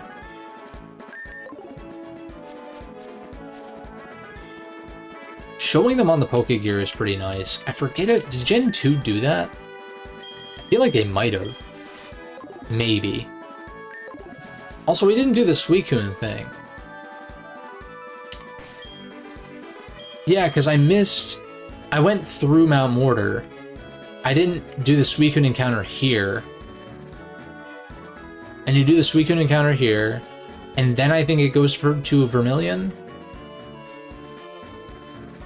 And then it goes over here. Some is down here. And then it goes up to the Cape, I think.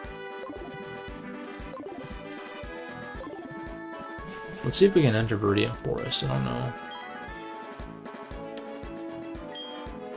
Is it? I don't understand what the purpose of this is, but okay. Banana.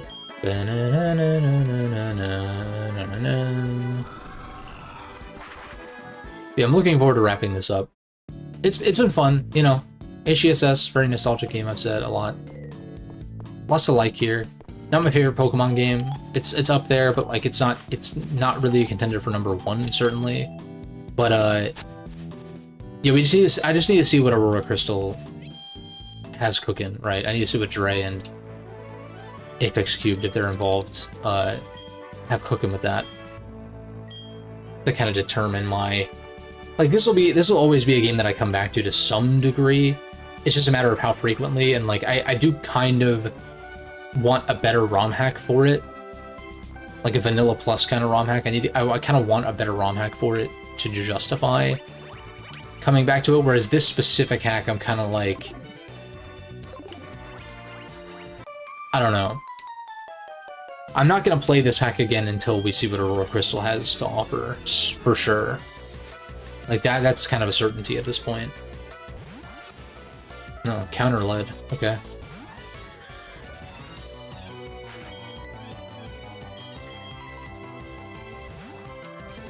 But yeah, that'll be, I mean, that's exciting that that's it's something to look forward to, you know.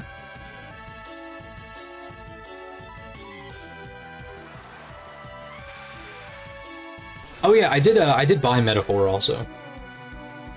I forgot to mention that. I bought it like literally right before the stream, basically. It's 25% off. I can't guarantee that the sound issues are fixed, but if it's still fucked up, then I'll just refund it. Because again, when I jumped into that demo, I just want to get it before the sale is over.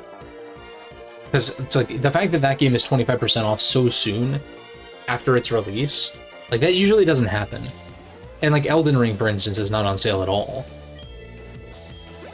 Not even the base game, which is surprising. That's like one game on my wish list that might be the one game on my wish list that is already released that didn't have a discount. It's the fact that like FF16 and Metaphor and Shadow Gens all were discounted for the Steam sale, despite coming to PC like within the past month or two. It's like, it's kind of surprising. I'll take it though. We take those.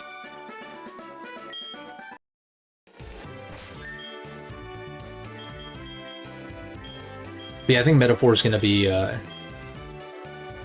think it's gonna be like my Christmas time game. Because I think I'm gonna wait until my little trip in December.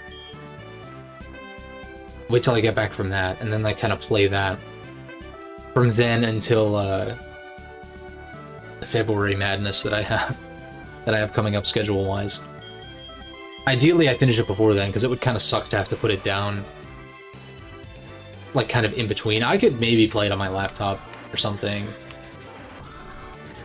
Maybe. I did that with SMT5. It wasn't a great experience in that regard, though. Is there a way to fight this guy? Yeah, this way.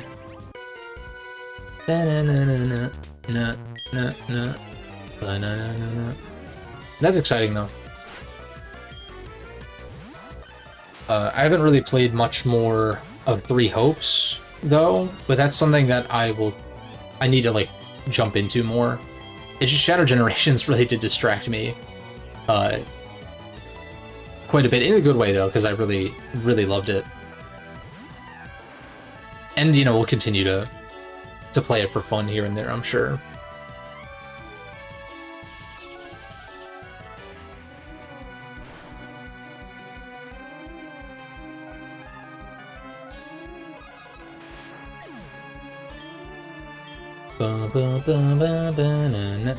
I'm excited for the slate of games that I am planning to play next year, though. Mostly because, you know, Metaphor's kind of in that pocket, because I'll be playing that, like, likely into the new year. Well, for sure into the new year, because I'll probably only have, like, maybe 2 weeks with it, if that, prior to the new year once I start playing it. Although I guess I should see if the audio stuff at least functions to some degree. Also, I kind of wall the Nidos.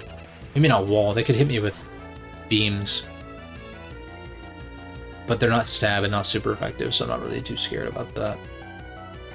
Yeah, it goes for Poison Sting. What is this? What is this? This is not the Drayano I know. What? Not that I know him, but, you know, I know his work. I'm familiar with his game. Why does Nidoqueen have Poison Sting, my guy? I know this is an old ass hack, I get it. It's probably just like pulling from level up moves, but I'm like, because it's just a regular gym trainer and not a regular trainer and not a leader. So no TMs or whatever, but I'm like, why though? Like not even Poison Jab or something? Just like throw that into the level up list then to make it so that way that is pulled from.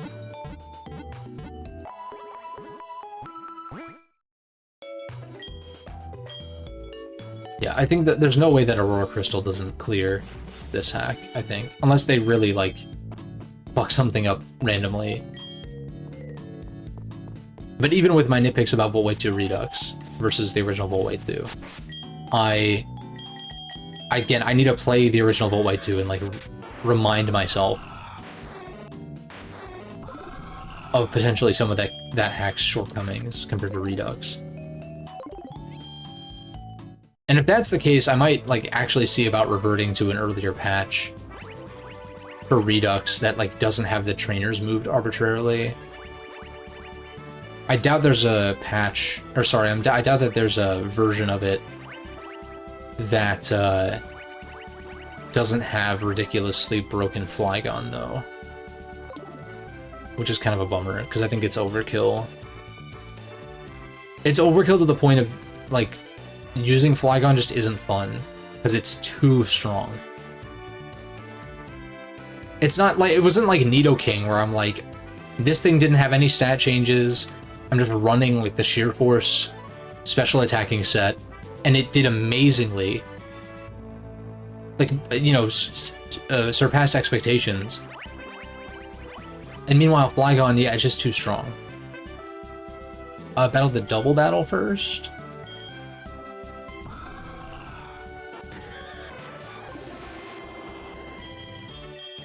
I'm gonna click EQ off rip.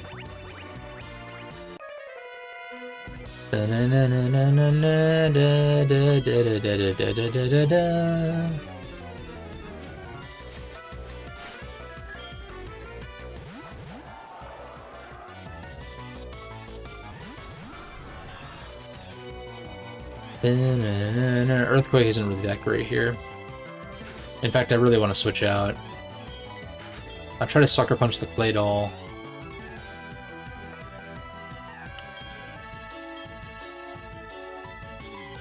I'm going to this.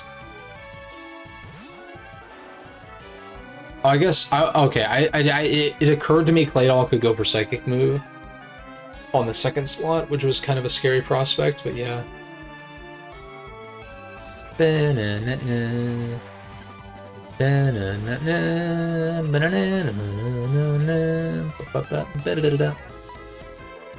one of those cases where Night Slash would be kind of nice, but in most cases, I think Brave Bird's just better. Obviously, I would love to just swap Fly for Brave Bird, straight up. But, like, Fly is too convenient. And, like, I guess I could sub it out for Red specifically. It's still kind of annoying, though. Because then I'd have to, like, physically make... Wow, that fact that I lived is crazy. Died of sand, but yeah.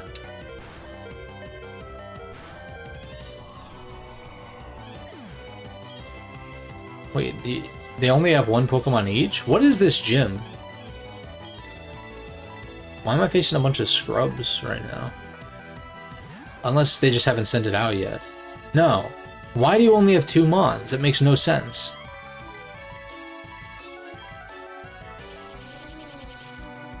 This hack is falling... This hack is coming apart at the seams. In the late game.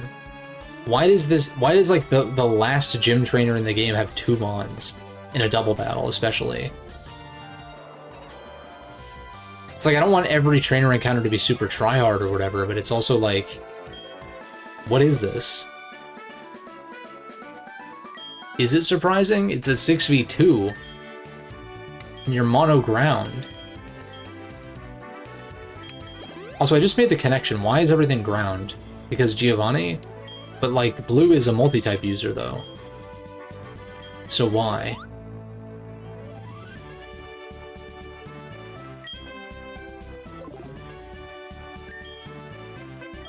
I guess you could say, okay, the gym trainers stuck around post-Giovanni, and they were already specialized in the ground types. I could get on board with that, that justification. But the last trainer, get the fuck out of here, go heal, then actually do the thing. I forget which... I think you have to go to the very rightmost red up arrow. I think. We'll figure it out. Ice Shard maybe, Stone Edge, all of the above.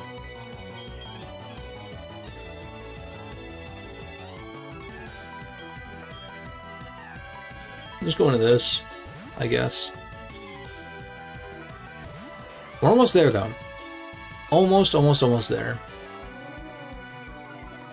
Does ground resist bug? This is one of those weird interactions where, like, I know bug resists ground. It's rare that clicking bug move, like, usually you have other options. Yeah, it doesn't resist. Thought so. Ow.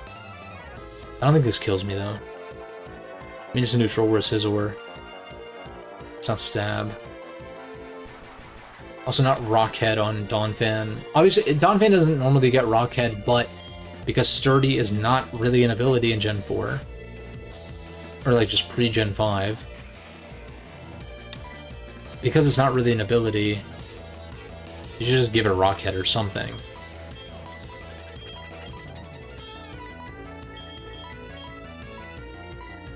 I don't know what you go for here. Do you have, like, Fire Punch or something? Earth Power? I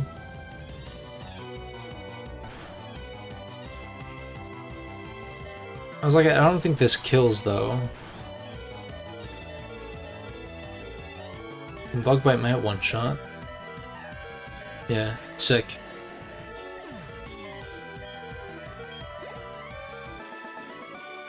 Up it up. Dude's name is Bonita? I mean, I'm not here to judge, I guess, but...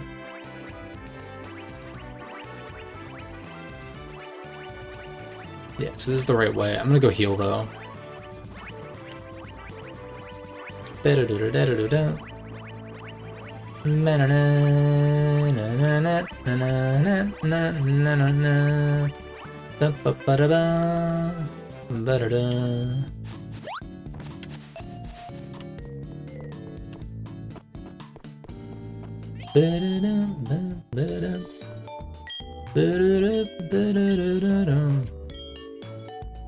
Yeah, I can't believe that this was a 4-week. I mean, that's to be expected for 12-part streams, because I stream 3 times a week normally. The fact that it was like a full month, though. Doesn't feel like I've been playing, like, yeah, I feel like I've been kind of in the flow of just, like, when I stream, it's Heart Gold, Sacred Gold. So I feel that sort of regularity, but at the same time, I'm like, how have I been streaming this for a month? It's kind of wild. We don't want to lead. I just lead Scizor like the old standard. Well, you see, I think Pidgeot is his ace, so he wouldn't lead that, right? I'm trying to think of what he leads normally, and I just can't remember. He doesn't lead Rhydon. I feel like he might lead Pidgeot, weirdly. Why does that sound correct? Or does he have a Gyarados? I don't even know. Total brain fart. Yeah, this way. And then this way. This way. And this way. And this way. If he leads Pidgeot, I might switch out anticipating like a Heat Wave or something, but this is this hack came out before Gen 6. So before Mega Pidgeot was a thing and that, you know, was very special attacking oriented, because now everyone and their mother makes Pidgeot specially attacking in hacks with like modern conventions, because it's like, oh, no guard, Hurricane, Heat Wave, whatever. So we're just going to make its non-Mega form also special oriented, and I think that's actually kind of fine. Makes it a little bit more distinct than like a lot of other normal flying types. Will they just lead Sizz? But yeah, if it is a Pidgeot lead, then I'll anticipate Heat Wave and switch. And if not, then I can either just U-turn or hard switch or whatever. If it's something with a fire move, I have... Like, I've just got options. I've got immunities galore on the team. Yo, finally got here, huh? Oh yeah, we're here. Wasn't in the mood at Cinnabar, but now I'm ready to battle you. Trotogems are that pathetic. His dialogue is, like, not quite it. The sentiment is there, though. Nido Queen. Would you have Flamethrower, would you? I feel like I just go Gar. Do the Nidos get Flamethrower? I feel like usually they don't run it because it's kind of redundant with ground coverage. I'm gonna go... If you go for ground move, though, then Pele is a terrible play. I think I just go into Kage here. Anticipating, Oh, T-Spike. I don't have an Absorber. I don't have Hazard Control. I do have 3 immunities, rather. Okay. T-Spike is, that's one thing with, when Gengar lost Levitate, it can absorb, it can currently absorb T-Spikes in modern gens. So that's like, I don't think that the pros outweigh the cons in that case, but I guess it's nice to have a T-Spike absorber. I mean, I have no choice but to click Psychic Word Specs. But also, Full Restore comes out here, we burned that on his first Mon. Also, second layer T-Spikes is actually better for me, maybe. Because, you know, it has to build up. So if I only switch something in one of my 3 vulnerable Mons for a turn, then it'll take less damage than it would with regular poison. Crit might have mattered, but I would have just clicked it again and it would have died. Isn't that T-Tar? Okay, good play. T-Tar had a little fart there. Whipped up a Sandstorm with its farts, apparently. What do you go for? Pursuit. You're gonna Pursuit me. I don't really have a choice but to switch out, though, because staying in and clicking Psychic is not good. You go for Dark Move, though, for sure. Didn't Pursuit me. Okay. You're gonna go for Dark Move, though, right? We get Toxicked. Goes for Stone Edge. That's equally fine, because then I can CC for free after. We resist. That... Okay, well. I mean, I know T-Tar's strong, but... And Evire doesn't have much of a defense stat, but I was like, damn, that did a lot. If you stay in, you die. Okay, so T-Tar goes down. No Ghost in the back, I guess. No, what else resists fighting? Bug?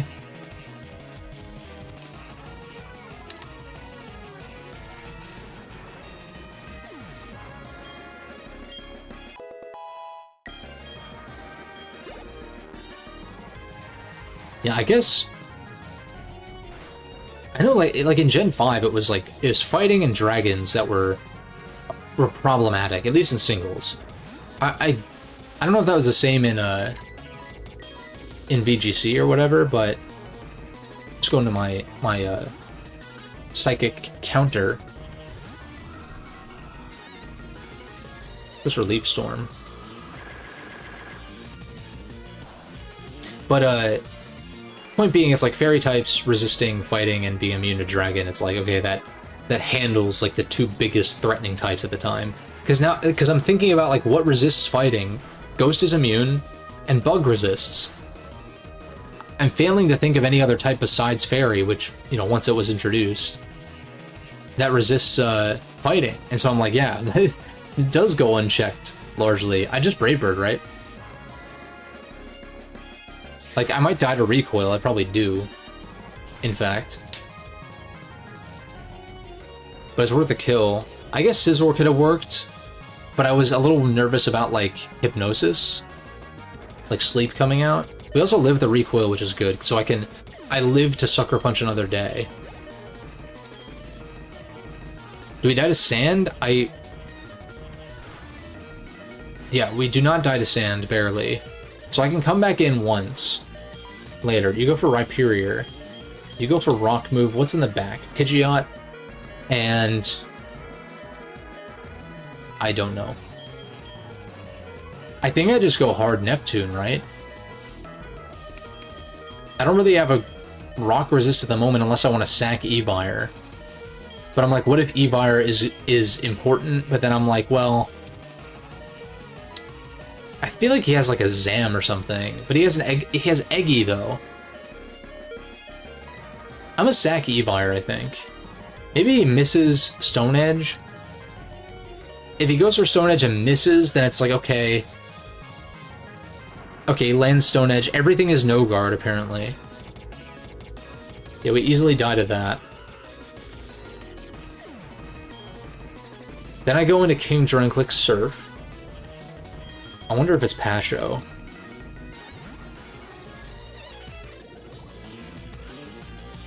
The thing is, in-game, even in these hacks, there's been so few instances I feel like of hazard setup, where it's like, I don't even think it's worth it to go out of my way to, like, get a Rapid Spinner on the squad.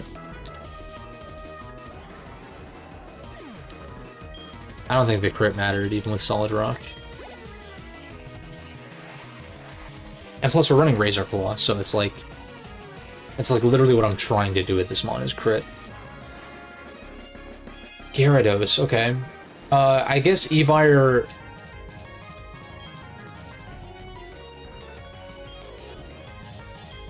I do have Sucker Punch in the back. I need to be careful, of course, of... I just want to get damage on this, I think. Like, Is it correct? Is it better to go hard Gengar and T-Bolt? Would I outspeed?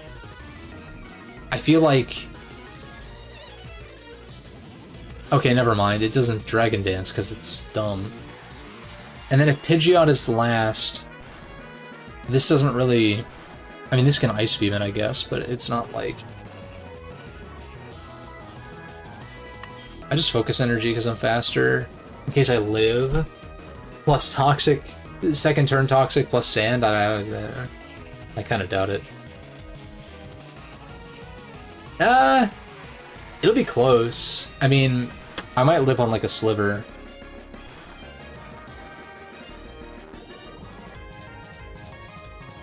Yeah. I just Drake. Obviously a -2, but I could crit. And even if I don't crit, it'll be in decent range, and if he heals up, then I just go Gar.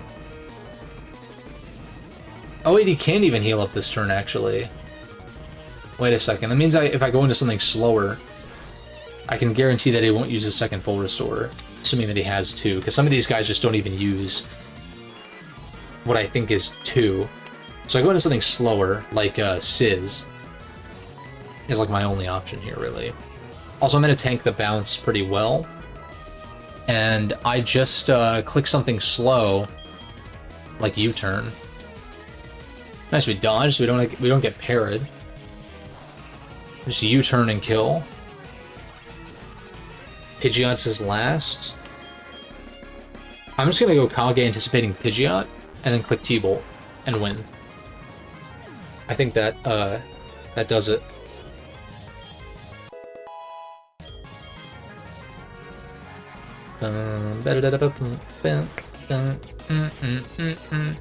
Champ. That's fine. I've got Spec Psychic for you. There's no way you one-shot me. So I can always come back in and D-Bond if I need to, which I don't think that is the case, because Psychic 2-shots. If it doesn't one-shot, and it one-shots. That's crazy. Gengar's nuts. What about Gengar's nuts? No, Gengar is super fucking strong. What a goated mon.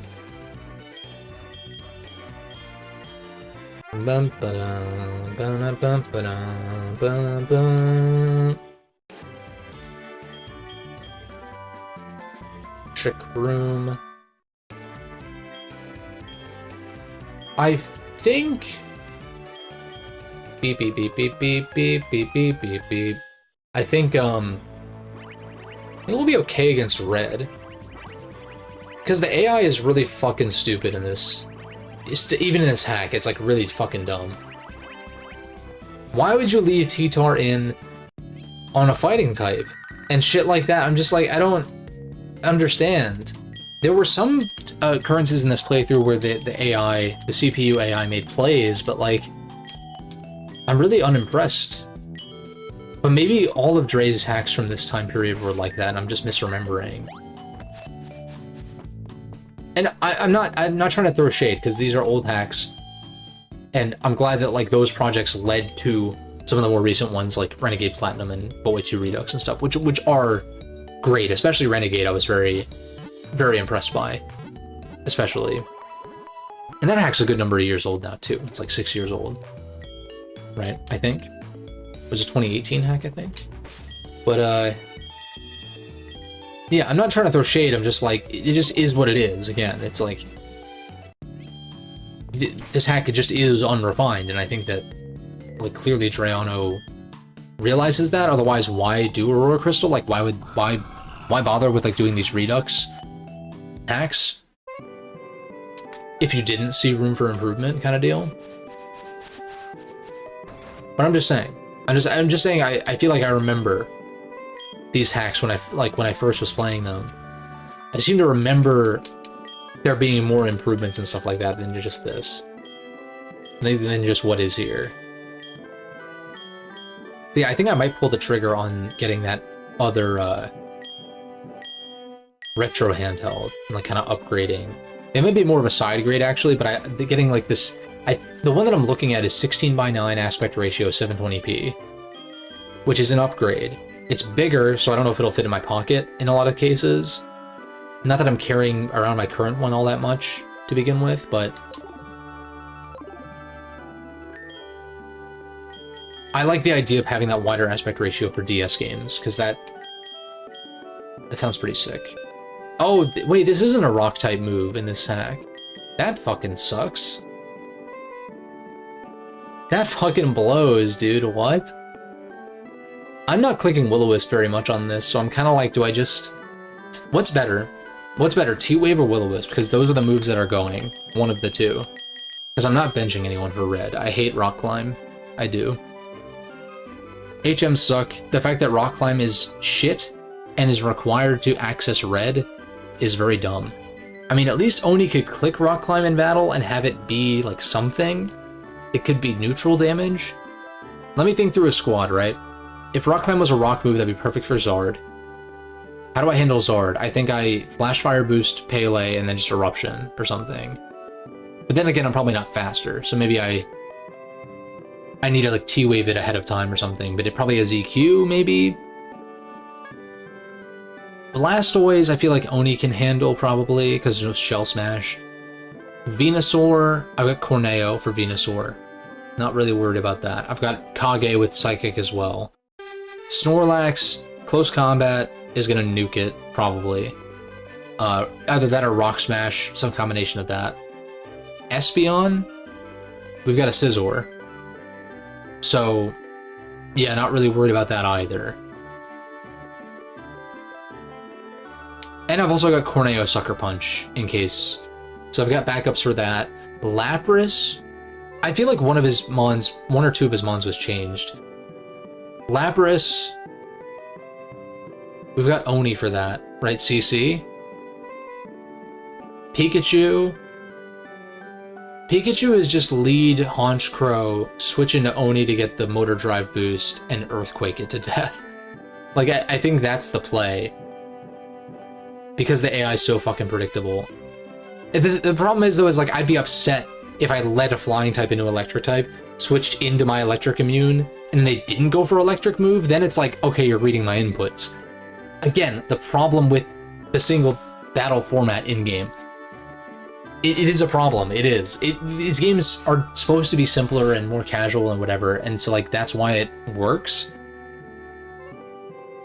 But the harder you make these games with hacks like this and stuff like that, which this hack isn't even that hard, honestly.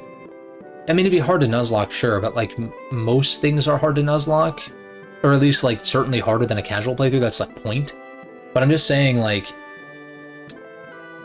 I don't know. It's fine for what it is, but I'm like, I do want more. I know what to expect when going into a Pokemon game, so I'm not really like upset about it per se, but it just like is kind of a mild frustration, or just something that makes these games sort of, I would say, like borderline boring after a certain point. Which is why I understand, like, that's the appeal of Nuzlocke, is because like there's danger at every corner and like all that kind of stuff. I get it. I do. Maybe I'll go back to that when I replay some of these hacks or something like that, if I really want to hate my life. But, yeah, I think T-Wave is too important for slowing down like a Zard, or like I don't think there's anything I want to burn on his squad. Like his physical attackers are like lax, which might be a rest, and I have fighting type moves for that. I've got taunt on Corneo also in case it starts to curse. So I think Will-O-Wisp is actually the most useless. I haven't really clicked it much since getting Flamethrower, but certainly like Earth Power and Eruption, it's like, when am I clicking Will-O-Wisp, really? And this move has failed me so many times, also. Case in point, the Lance fight. So we'll just give you Rock Climb, because your move pool's dog shit anyway, so let's just make it worse. Got plenty of healing items. I'd say I just... well, I guess Viridian Forest is right there.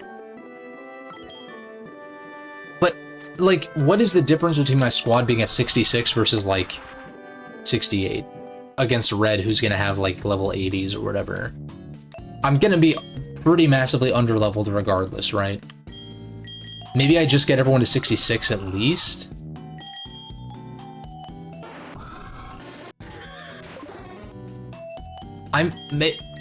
You can call it overconfidence. I feel pretty confident in my ability to just beat Red with this under-leveled squad. Assuming nothing like crazy happens. But it's like, yeah, it's like lead Honchkrow, switch into Electivire, kill Pikachu, and then I've got a +1 speed Electivire on the field. Do you go Snorlax? I CC. Do you go Blastoise? I Thunder Punch. Do you go Charizard? I Thunder Punch. Do you go Venusaur? I switch out. But not because I'm like scared of it per se, but it's just more like I can't really hit Venusaur very well. Can I go in here now? I don't... okay. I've gotten really rough.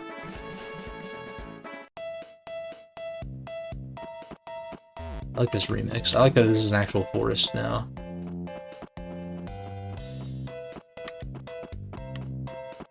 It's pretty lit. I'm just gonna fucking go for it. I've got a few rare candies, so I can at least bump some of my fellas up a little bit. 3 rare candies. I'll get you to 66. Electivire, you gotta get your kicks as well. And then Typh, because you're the ace, or because you're the starter, will make you 67, so. Let's do this shit. Do I need strength? I fucking hate HMs. Have I said that enough? Have I said that enough? It's actually dog ass. I think I might need strength, unless that was like...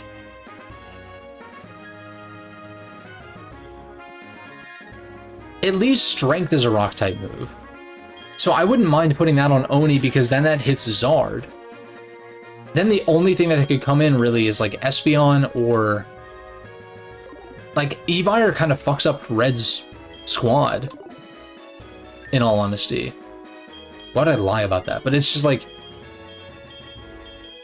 I've got Rock Smash on Sizz. Yeah, I'd rather have Strength on Evire than Rock Climb, so that was a good call. Spread to Repel, didn't I? Got something smelled. What do you think Repels smell like?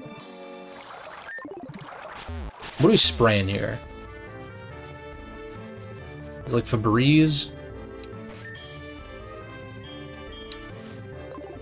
Honestly, though, I don't even know what, like, bear repellent is.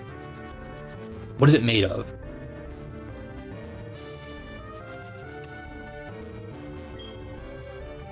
What is bear repellent made with? And stuff like that.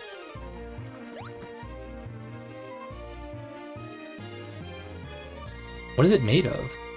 Red pepper oil. Oh. Wow, okay.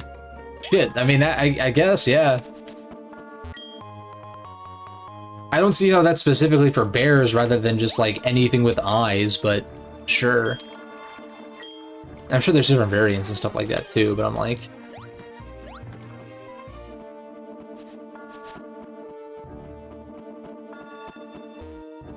I doubt that's how that...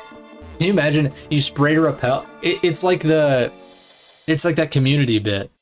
What is it, when Annie is using the pepper spray or whatever, and she's like spraying it while running into it? It's like literally that. That's funny. Flamethrower, wow! I could have used that. Rare candy, not bad, okay. Not bad, not bad. No Hall of Fame to worry about here also, so I can... Oh, wait a second. You do something stupid, do you? I didn't mean stupid, but I mean just like... Stealing. I thought it was gonna be the kind of thing where it's like, oh, I'll fly you to the top of the... on the top of the mountain. I don't know. It's a little... It would kind of ruin the impact to throw an NPC on Mount Silver and be like, hey, I can take you to and from the summit. But at the same time, I'm kind of like, I mean, at least you could do the HM shit and then leave and then go back without the HM baggage. It's really dumb. I really fucking hate HMs a lot. I'm looking forward to that Gen 7 playthrough, actually. Like, that replay. I've played through the Gen 7 games, like, a few times. Sun and Moon twice, Ultra maybe just once with Ultra, maybe twice? I don't remember, though.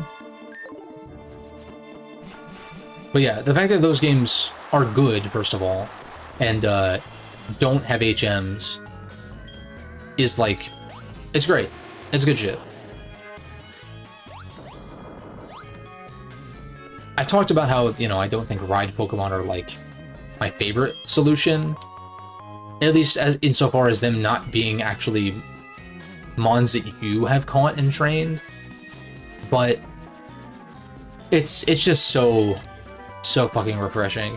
Stealth Rock. Anybody get Stealth Rock on the squad? Getting rocks up to break, like, sashes. I don't know what he would run with a sash, though. What does Red run sash on? Nothing gets rocks anyway, but yeah. I like the idea of running some combination of, like, hazards or hazard control in a hack like this, but it just doesn't end up being warranted most of the time. It's like, even in these hacks, it's like you're better off just attacking. Or you're better off just, like, not assuming that your opponent's gonna set up hazards. Because first of all, that would drag the battles, like, even more if everyone was setting up hazards constantly. Second of all, hazard control is, like, kind of few and far between at this point. And yeah, it's more often than not just better to suck it up. And, well, not literally. You don't want to suck up the spikes. I feel like that would be fatal. But you kind of just want to suck it up and just play with Stealth Rock and spikes on the field or whatever. Then, like, force yourself to run a Rapid Spinner. Especially because Defog doesn't clear hazards until Gen 6, I think. Or it only clears your opponent's side of the field or something stupid prior. Defog is a weird move.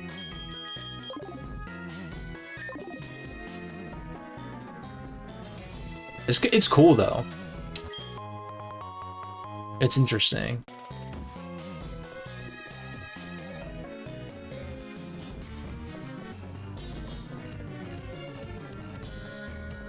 Do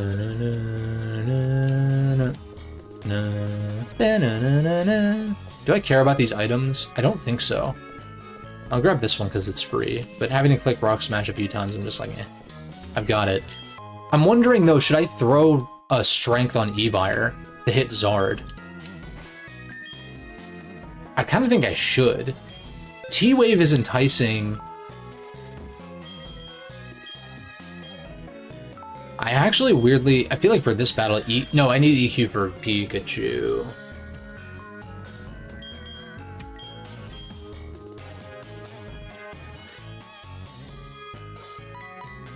Just in case he goes Zard after the Motor Drive boost, thing, because then I can just click strength and one-shot it for sure. It's not gonna be Charty Berry.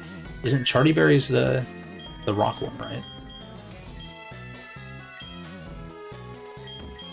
Yeah, Charty Berry. The weakness berries I think are so cool. I think this shit is actually kind of sick.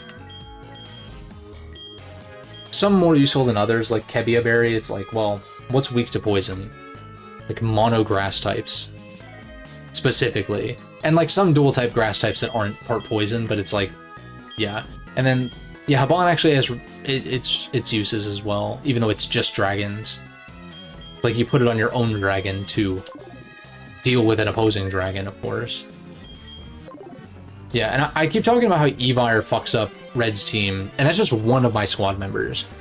Let alone Scizor handling Lax, and like all the other. I guess I already kind of went over it, right?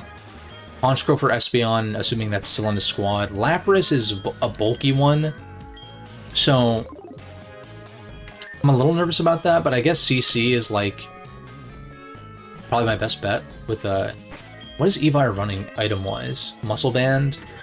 Fair enough. I don't think I have a Life Orb, do I? Things rock. Excuse me. I could run Sash is interesting. Sash is an interesting option because I get the Motor Drive boost, I definitely one-shot with Earthquake on Pikachu. And then if I don't one-shot what comes in,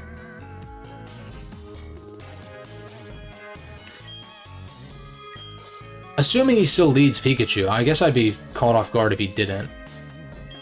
I kind of like Sash, like the idea of running Sash on Evire. Just so well, but what am I scared of dying to, though? In one. Like, isn't Evire, like, it's just bulky enough to probably live one of anything, assuming it's not stab super effective. And if it's like an Espeon coming in, I should just switch out anyway. So, yeah. I think we'll be fine, though. Just gotta lead Haunch. Also, it's gonna be hailing. I gotta remember that. I guess I'll just grab this item while we're here.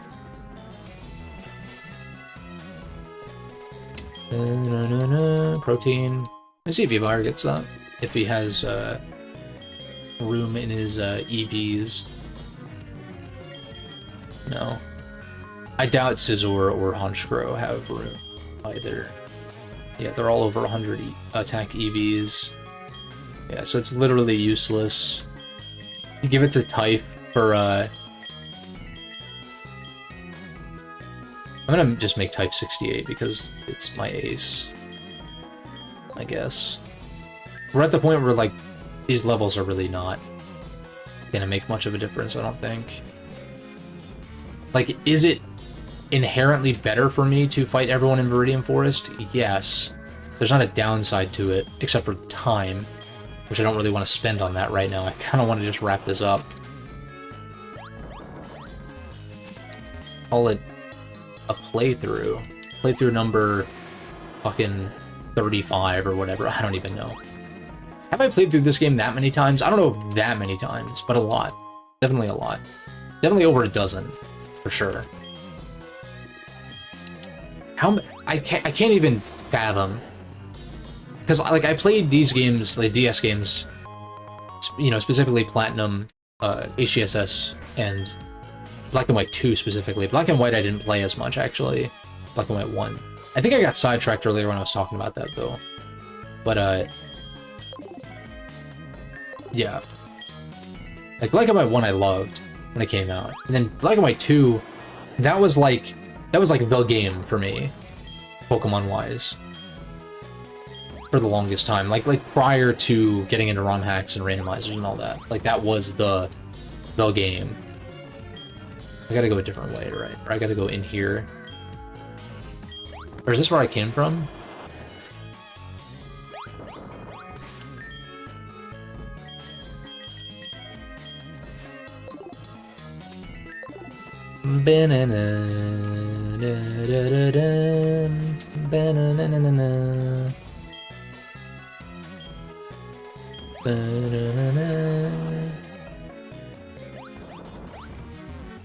I think it's the middle one.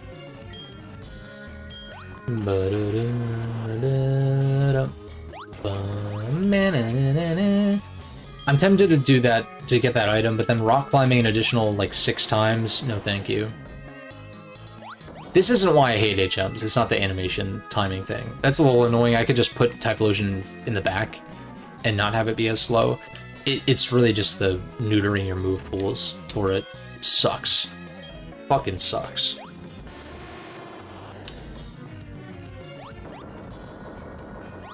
It's my least favorite part about my favorite Pokemon games. Like, that's probably my least favorite aspect.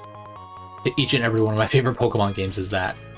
And hey, look at that, the GameCube games don't have HMs. Wow. Amazing. Granted, those games kind of limited as far as dungeon design, sort of, maybe partially because of that, but even then though, like, I feel like dungeon design there is like pretty solid, I guess. The most it gets is the ship in like XD, right? That's just pushing boxes. It's not that interesting, but it's something, I guess. We lead you. Bait the electric type move. I swear to God, Pikachu, if you don't elect move. Look at this fucking demon.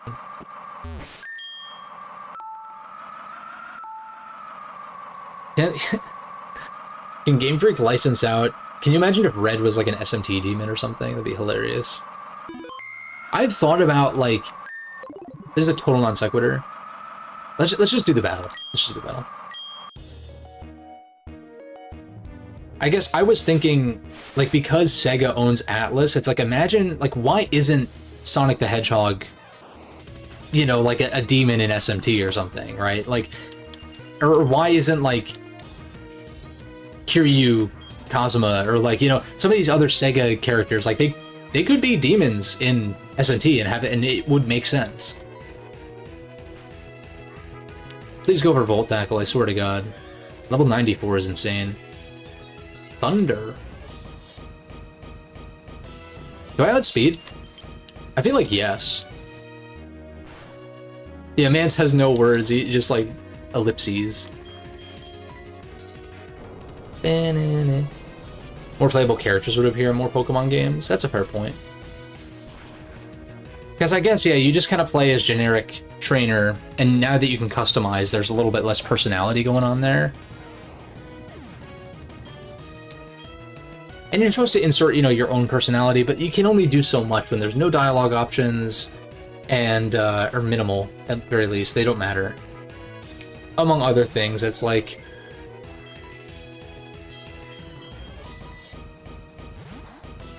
Alright, Honchkrow, do your thing. You better not, like... You better stop. No, you better not click, like, reflect or something here. You better attack. Oh, no. How did I know? I should have taunted. Not that I'd be faster. You have Power Gem? Espeon is so frail physically, though. I feel like I just keep clicking Sucker Punch. Because I feel like this might just kill through Reflect. Oh, no, it definitely doesn't. Okay. But its best move is Shadow Ball, no Power Gem. Yeah, like if you had a game that you specifically play... I mean, you play as Red in, like, the Gen 1 games, but I mean, like give him some personality, make him an actual character, right? I'm sick of this, like, self-insert shit in RPGs. Unless it's, like... The thing with JRPGs is, like, the role-playing as far as narrative is usually pretty limited. So it's, like... It's different in, like, a Baldur's Gate or, like... You know, any other, like, Western RPG that tends to... That is the focus, right? There's, like, actually options of, like, giving your character some kind of personality based on how they respond to certain events. But in JRPGs, that's less the case, and they just do the self-insert thing, and it's, like...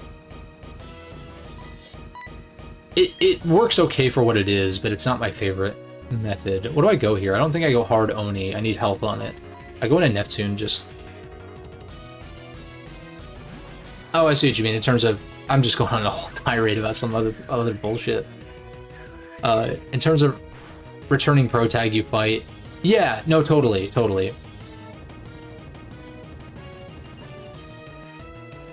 And I guess Eric was like, I misread what you guys were talking about. I guess Eric was talking about just Draco, right? Okay. Yeah, there was no way that I was beating this 1v1. Also, I don't think Kingdra really handles anything else. Zard, maybe. But I'm kind of hoping that Evire, doesn't die to an EQ, basically. What do I go into here, though? You got Blizzard and you got Water Move. I think... I'll get out Speed. Yeah, you're level 90, but you're a Blastoise. Like, you don't have a speed stat. So I'm gonna Specs Thunderbolt you for 1,000,000. But yeah, getting to fight past protagonists is always cool.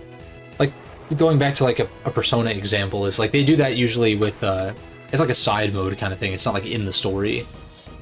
But you know, you'll fight like a... Oh my god.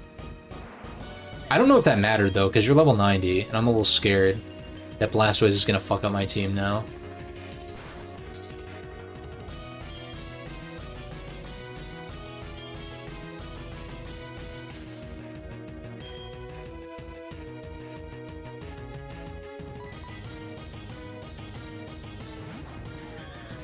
This might be a mistake.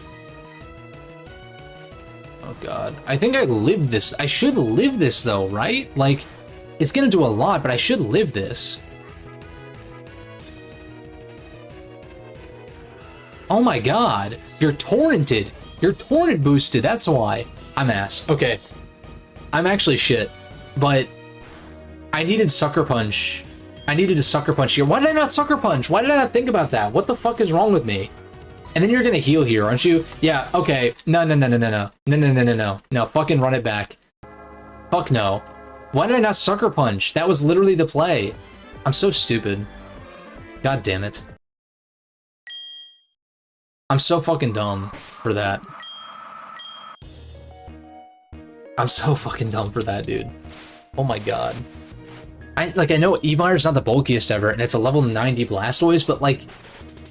We went over Blastoise's stats earlier. They're not that good. Bulky as a motherfucker, but attacking stats are not great. And see, this is the problem. This is like another problem. Of course, you know, Nuzlocke, whatever, that wouldn't happen because you couldn't redo it. Your playthrough would be done. Which just sounds like a massive waste of time to me, but, you know, whatever. You do you. Again, not talking shit about anyone who enjoys that. I just don't personally. I feel the need to bring it up, though, because it's like, when it's relevant, I'm just like, whatever. But, I forget what I was even fucking saying. Oh, yeah. Now that we're doing this again, it's like the AI, the CPU is so predictable that I can just do the same exact line of play. You play, like, most other JRPG franchises, that's not gonna happen. Like, you can... There are some predictable things. Like, you know, Matador in SMT Nocturne is gonna use Red Capote immediately, right? Also, I know here I can click Brave Bird because you're gonna reflect. But then again, I won the 1v1 by just clicking Sucker Punch, so I'm like... Also, you're faster.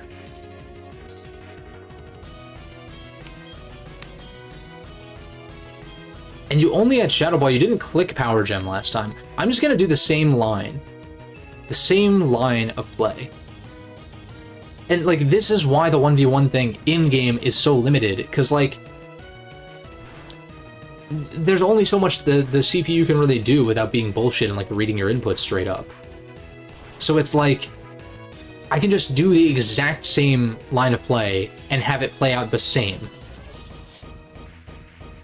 And to me, that's not good. That's not a good thing. It's Pokemon, it's simpler. Again, I go into this knowing what to expect, very much so. Literally thousands of hours in Pokemon over the years. I probably could have said that 10 years ago. Like, actually. Like, thinking back on my 3DS, like, log times, it was like, you know, 100 hours here, 100 hours there in any given Pokemon game. And that was once the 3DS came out. That's not counting all the time before that. And all the time since then. So, you know. You know how it be.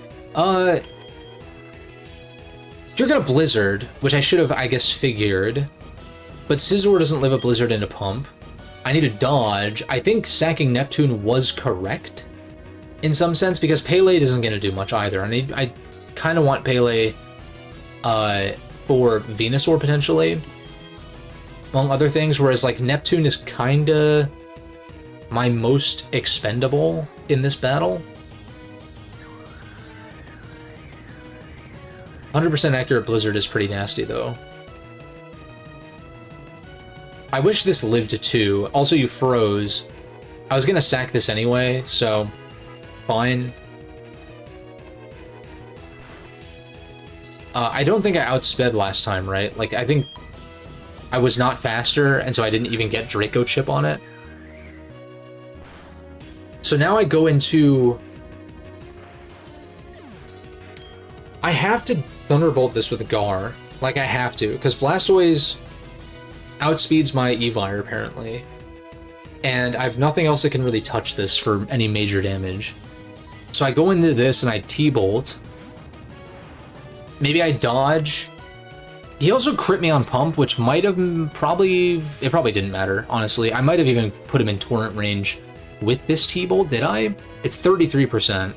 No, not in Torrent range. Not quite. We get the Para, which is huge. I didn't want that. I didn't want that. That's not what I was going for. But let's say it pumped, it killed. Like, now Gar is alive. Like, Gar kills Blastoise and it's still alive. That's huge. Wasn't really trying to do that. If it killed me even on not a crit, I just go into Honchkrow and Sucker Punch and kill. Because looking at the rolls, assuming that Hail, like, there wasn't a weird roll that, like, puts it in range of Full Restore. Because, like, the AI uses the Full Restore at very specific health points. Not even to, like, play around something like Sucker Punch, not even to, like, whatever.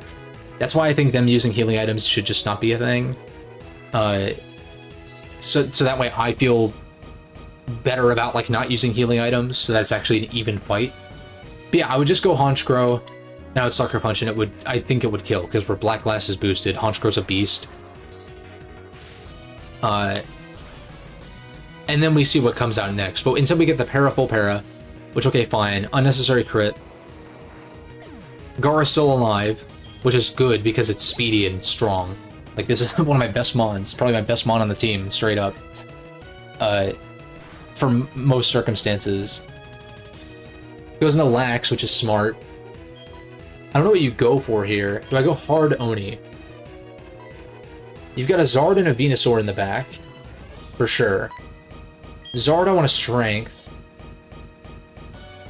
Oni... Oni. Fucking Venusaur, I have a Fire type for. I've also got Honchkrow, which... I don't know if it would outspeed, because Venusaur's, what, base 80 speed, I think?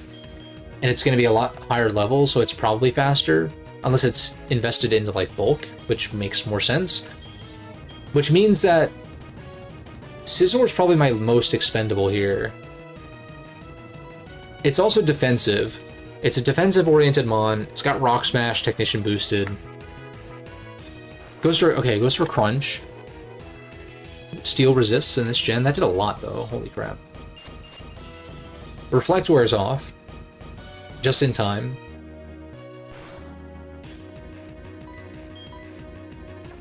Yeah, I totally fucked up that Blastoise play the first run. If I just gone hard Honchkrow, not hard Honchkrow, but like hard Honchkrow upon Gengar dying and Sucker Punched, instead of like weirdly thinking that a Evire would live a Torrent boosted... I didn't make the connection that was Torrent boosted though, but like thinking I would live a Hydro Pump from a level 90 Blastoise was kind of dumb. So going into Sucker Punching, I think would have killed.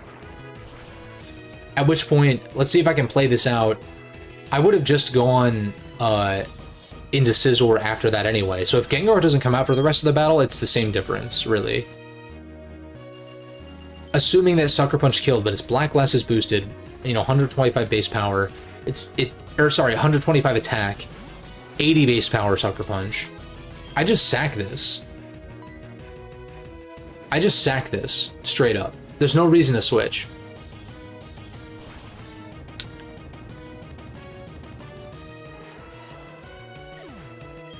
And And then I go into, I mean, I guess if it EQs, then, like, well played, I suppose. It also occurred to me that the Focus Sash idea from earlier wouldn't have made sense because of, Hail. But I'd forgotten about that. So we just go for Strength, you go for Fire Blast. Ooh. This might just kill me. This is why Assault Vest would be great. You're level 90 Zard.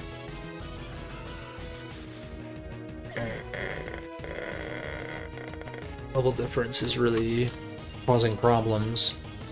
That level difference is really causing problems. I still have Gar. I can T-Bolt, but I think T-Bolt kills, so I think that I could have switched from Scizor into this and gotten a Flash Fire boost, but then I don't outspeed. But then what would you have for me, though?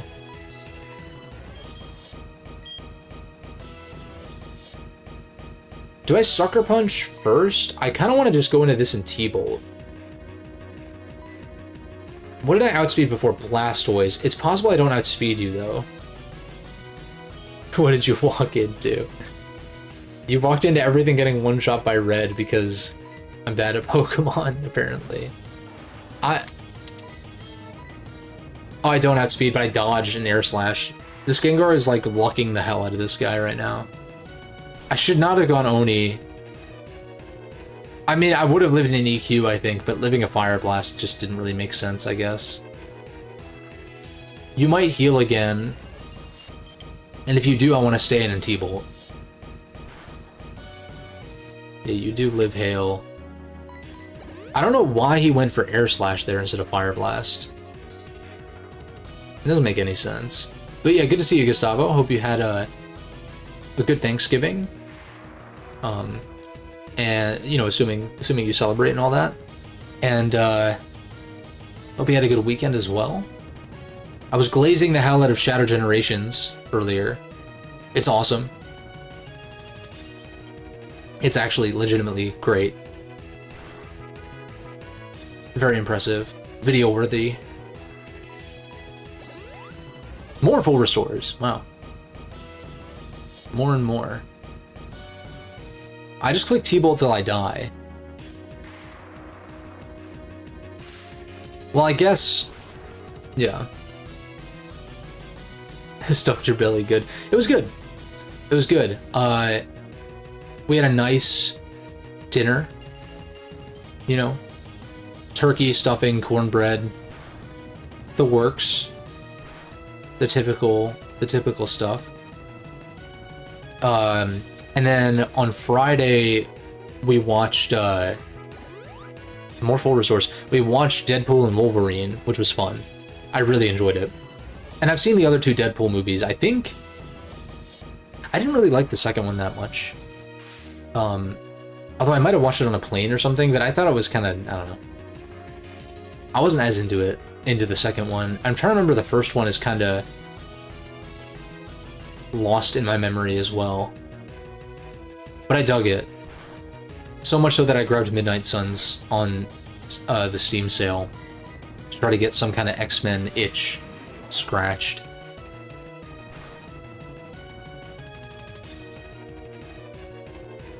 Okay.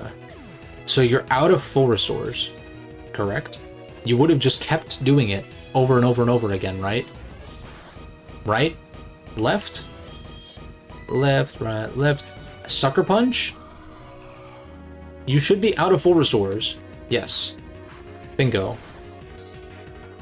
Literally punched him in the neck, and then the dick. Literally, like, jab to the neck, hook to the balls. Got him. He did the Charizard definitely did the Peter Griffin after that. Goes into this. You're probably faster, like I was saying. I'm like tempted to Brave Bird. I feel like I should Sucker Punch. But then again, if you status move or something randomly, I'm gonna Brave Bird here. Goes for the whip. Hits the whip. We die to the whip. I'm scared. We're a fast Typhlosion, but this is a level 90. Do I Erupt? Do I Erupt here? expecting to outspeed. Yes, okay. I was like, I think I click Eruption here because I think I outspeed. Like, I think the base speed difference is enough. I don't think this is... Oh, it's Akka. Ruh-roh. Well, this is... I mean, still gonna do a lot. Goes for EQ. Do I think Flame kills?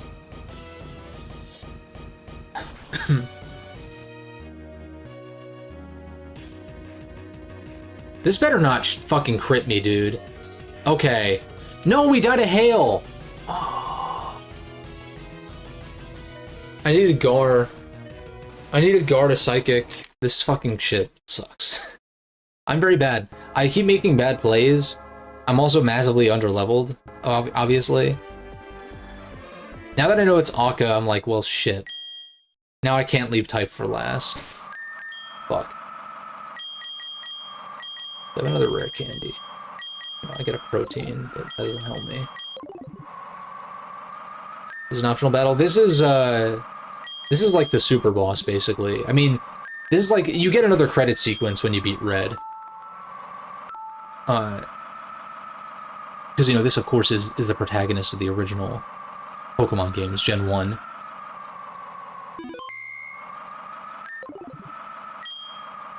But this is like ostensibly the final boss.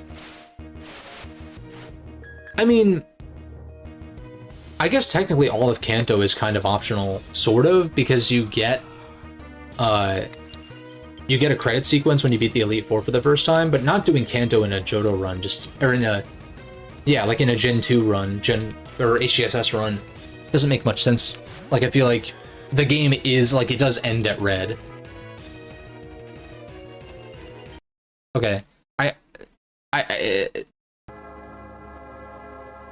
it's amazing to me that I didn't realize that that Thunder was landing, and that's why the Motor Drive boost procced. So I actually was getting lucky as fuck with that happening the first 2 times. This is shit. I hate this. If I was on par, this would be so fucking easy. If I was even closer, like, close to on par, this would be a cakewalk.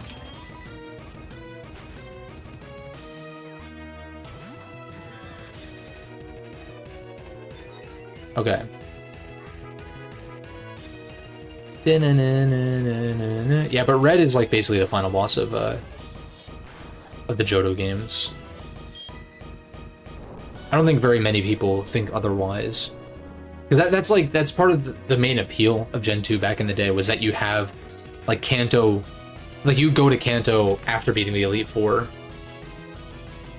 And that Red is, you know, basically the final boss. It was kind of a sick thing. So. Yeah, but it's pretty dope. The hail was not a factor in the original Gen 2, of course, because it just wasn't a thing. What do I have Brave Bird here? I take a lot of recoil. I don't think it makes sense to Brave Bird, though, because Sucker Punch 2 shots, anyway. But then again, it's like, you're gonna reflect. I could fly, but then what if you switch out? I want to take care of this thing. So I think I just spam Sucker Punch, even though I know it goes for Reflect here. And plus, Reflect ended, like, kind of in perfect timing. I want to see if Evire can do something, but I kind of feel like Evire just dies to everything. Which kind of sucks. Yeah, so this 2 shots. As per usual. I need Gar alive for Venusaur to Psychic it. I don't know if Psychic's probably not going to one-shot. But I need Gar alive because the Akka Berry kind of fucked me up.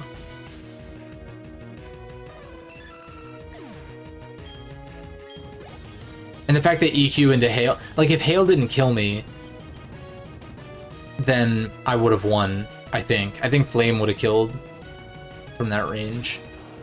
Goes into Stoys. Do I need Neptune for something? Or do I sack Evire because, like I was saying, I guess if I dodge a Fire Blast from Zard, then Evire does pick up the kill with Strength. And then what does Evire do beyond that? I'm just trying to think of, like, what could Kingdra do? Not good against Snorlax. I just CC Snorlax. Or Rock Smash Snorlax with Scizor. Scizor might be worth holding onto for Venusaur as well, because it's physical. It's not even mixed. Right? You don't have to worry about Weather Ball coming out, like Sunny Day Weather Ball or whatever. So Scizor's actually good there. So I Scizor and Gar for Venusaur, I think. So instead of sacking Scizor to Zard like I did, I should have just gone into Pele. But I'm thinking, who's better to sack here? Kingdra. Zard has D-Pulse, though. That's the problem. Zard has D-Pulse, which probably kills Kingdra. Snorlax, Kingdra's useless against. And I was just saying, like, CC kind of fucks up Snorlax if I can get Evire in safely. I think Kingdra is the sack still.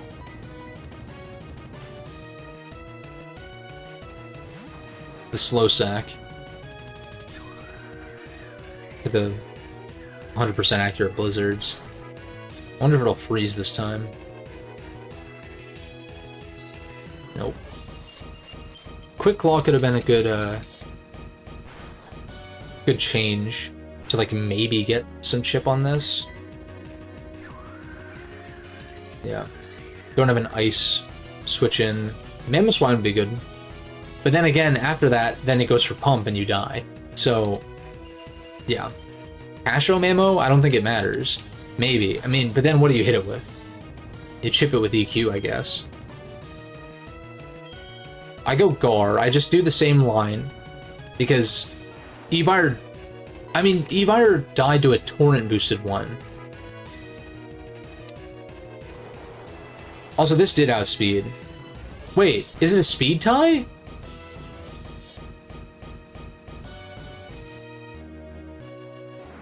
There's no way you just die in one, and also, how did you outspeed this time?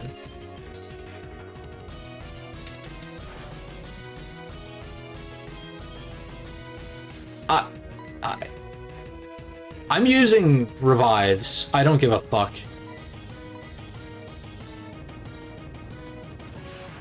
Why did you outspeed this time? I guess it is a speed tie or something random. That's crazy. Level 90. Oh my god, that did 0. Reflect is still up. I have a Sacred Ash. So I'm just gonna use that. Fuck it. I don't even care anymore. I'm done. I'm clocking out. I'm done. Fuck you. What are you going to here? Venusaur. Well, you finally made a switch, for fuck's sake. Oh my god, when T-Punch did, like, -2. Para. No. Yeah, Reflect wears off. You're gonna go for EQ, super obviously. So I just go Gar. Oh, Gar's dead. Long live the Gar. I go into Corneo. This would be a different story if I was like level 70 across the board. I think this kills me. Or this into Hail certainly kills me. Yeah, it just kills. Okay. Words that kill.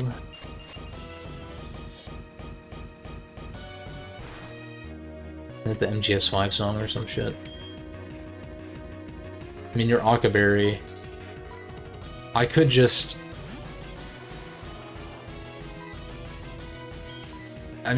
like, burn through your Akaberry real quick. Because I have the Sacred Ash, it'll revive everybody. So, whatever. I don't know. I could go grind and whatever. I just don't care, dude. I don't really care that much. And especially, it's one of those things where, like, most of the game has been... Like, there's been some gym leader fights that have gotten me, for sure. Partially due to the way I've constructed my team. Like, I don't have a water resist, really. I have one. So Misty was a problem. Also, this was a roll. Hail doesn't kill me here. Case in point, RNG's a bitch. Because I would have won this 1v1. Why did I click Eruption here? I would have clicked Flamethrower. Which would have actually killed, instead of me being a dumbass, but I have Sacred Ash, so I'm just like... checked out, clearly. But if I clicked Flamethrower there, then yeah, I guess it was a roll for me to not die to EQ into Hail. So, yeah. Go into this, you're gonna heal up. Then I'm gonna heal up. Oh wait, Sacred Ash is only outside of battle. Okay, that's fine, whatever. I just max revive this though, because you're gonna heal up. Why did I think Sacred Ash was an in-battle item? That makes no sense. But I have max revives. So I can do 2 here.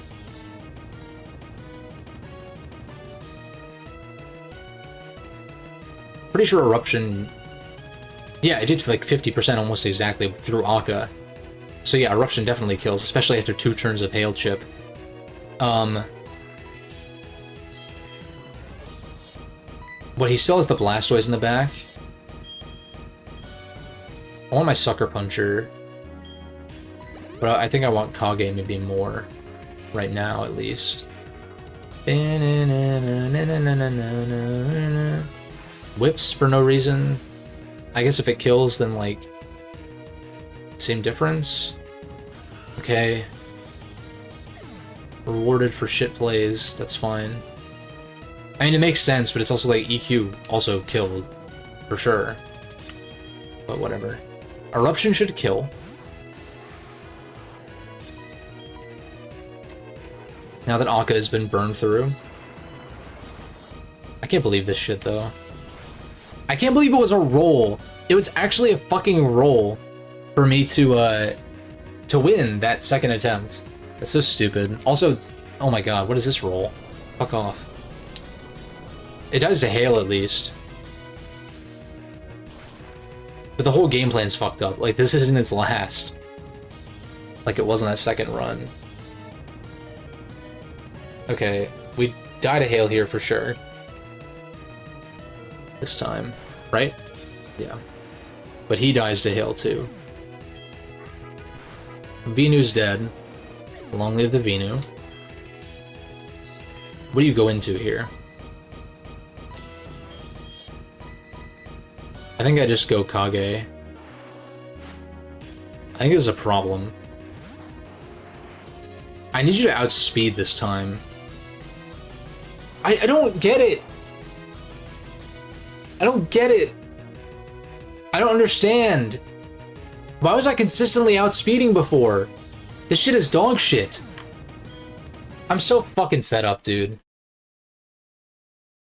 And here I was talking shit about like how predictable the AI is, whatever. It is, largely. I guess it must be a speed tie and I just lost both times. Which is lovely. Alright, run it back. This is fucking garbage.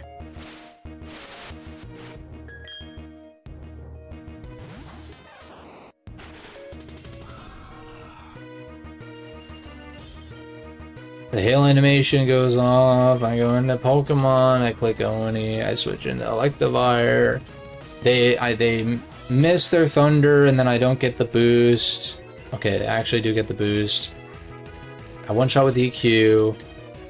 I'd feel less salty about this if, like, they switched into Zard here, or something, right?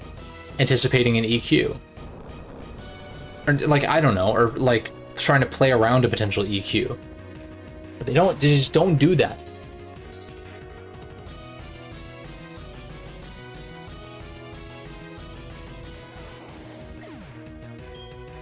Maybe Scarfgar. Maybe... Okay, I'm gonna give this one more try, and then I'm gonna change up my held items. Like, the specs are kind of necessary to do the kind of damage that I'm looking for. But I'm also like, what if I just ran Scarf on something, though? What if I ran Scarf Evire? What if I did? Because then I wouldn't have to rely on the Motor Tribe boost. I just click EQ immediately. Wait a second. Because then I can outspeed... Hold up. I'm just going to run Scarf Evire. I think that's the answer. Like, actually. Because I think Scarf Evire will outspeed Charizard to kill with Strength. I it can outspeed Blastoise to at least get some chip once Reflect is gone, at least. This Muscle Band ain't doing shit. We're still killing Pikachu with EQ, Choice Scarf. Yeah, I think that's the answer, and then I think Neptune... Sash doesn't really help. Well... No, because you die to Hail after, but then if it's possible to get one shot, let's say Ascending Kingdra, it gets one shot by Dragon Pulse, I can at least get an attack in before it dies to Hail, so that's inherently better. Because otherwise Kingdra's doing jack shit. Where is the Focus Sash here? I think that's the best Sash user. Gar for sure outspeeds, Would he go hard Espeon on lead Evire? Let's find out.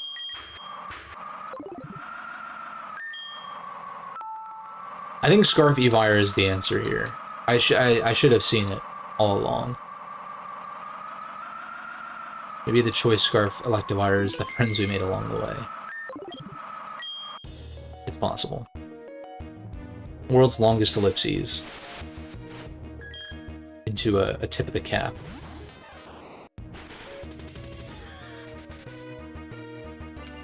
And so yeah, Motor Drive Boost is equivalent to Scarf. It's +1.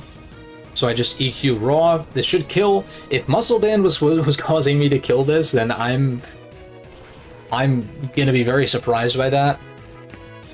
If that's the case, but I'm pretty sure this just kills. Because we're we're 123 attack. Or sorry, yes, 123 base attack. Stat. Right? You're gonna go Espeon, which forces me out anyway. And that's the thing here, is like Evire's getting forced out left and right anyway. So using a choice item on it is not actually a bad call. I go into this, I kill this in the same way that I was. Where I just spam Sucker Punch because I don't want to take Brave Bird recoil. I guess I'd rather take 2 Shadow Balls. Should I Brave Bird here? Because they reflect anyway, so they take half. I'm just gonna Sucker Punch. Because they get the reflect up regardless. We're not like Prankster Taunt or something. If I could Taunt and have it occur before the like Quick Claw Taunt, there's not like it'd be interesting if there was an item that gave you basically Prankster for 1 turn. I guess like Cuss Stap gives you priority, but only when you're at low health. I can't think of anything else. If I set up Trick Room, but who gets Trick Room on the squad? And also Trick Room's kind of shit. So, in singles, it is. And so I'm like, I guess technically there's options, kind of. Espeon goes down. Got a Sucker Puncher alive. I do genuinely think that Scarf Evire is like the answer here. I'm just a little bit scared of I'm scared of Blastoise outspeeding again. I have the Sash on Kingdra now. Corneo picks up the kill on this. You're gonna Blizzard. Think. I've got Scarf Evire Strength for Zard. Pretty sure that one-shots. It's still Fire Flying. It's ×4. No way it's Charty Berry. If it's Charty Berry, I'll eat my... I don't know. Shirt? I don't know. But... no way it's Charty Berry. Venusaur, I've got... Psychic Gar. And then I could pick up the kill with Tithe. There's also that roll, that Earthquake roll I could live. Earthquake into Hail and then just Flamethrower after and kill. That's a possibility. Snorlax, I can close combat with Evire, or I just Rock Smash a few times with Scizor. I'm just trying to think of like who's the sack here. Because Neptune, I like keeping the Sash intact to like do something the next turn. And so I'm wondering, is this actually the sack? I feel like this I actually sack now.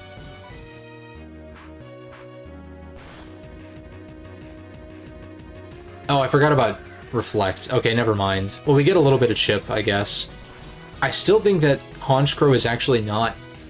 Like, the Sucker Punch possibility is nice, but again, I have Scarf Strength for Zard, so I don't need to worry about speed control for that. Venusaur is slow. Slower than my fast threats, at least.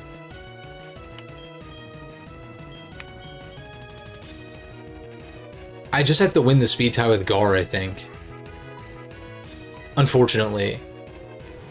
I could run Sash on this, but then I don't get the Specs damage. How are did I dodge? No, I full para'd, so why the fuck can I not win a speed tie, motherfucker? Why? Dude. This shit's fucking ass. I don't get it. I do, but it's like... It's such fucking dog shit. That is such fucking dog shit.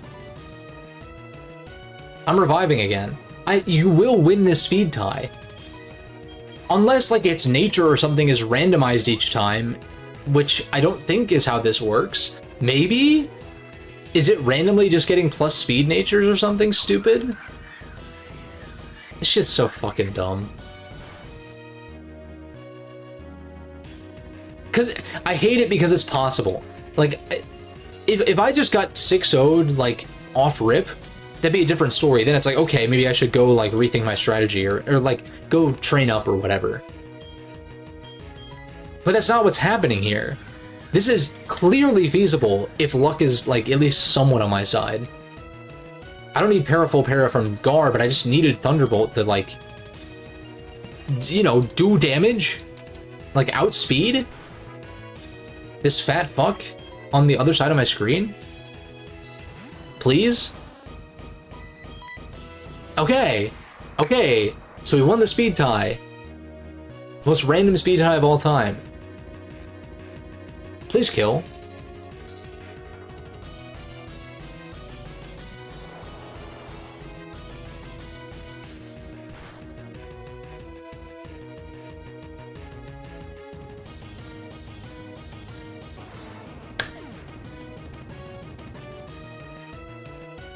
This is bullshit.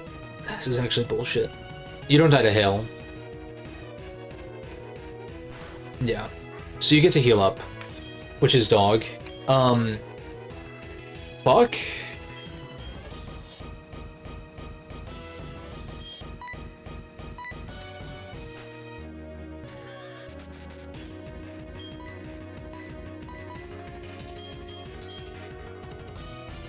I just gotta do it again, I guess.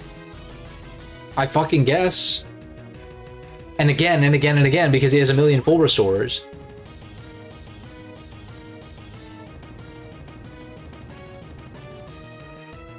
I was saying how those extra levels wouldn't really matter here, but I'm like, it's like, okay, Gar's a speed tie, so I get one more level, and I outspeed guaranteed.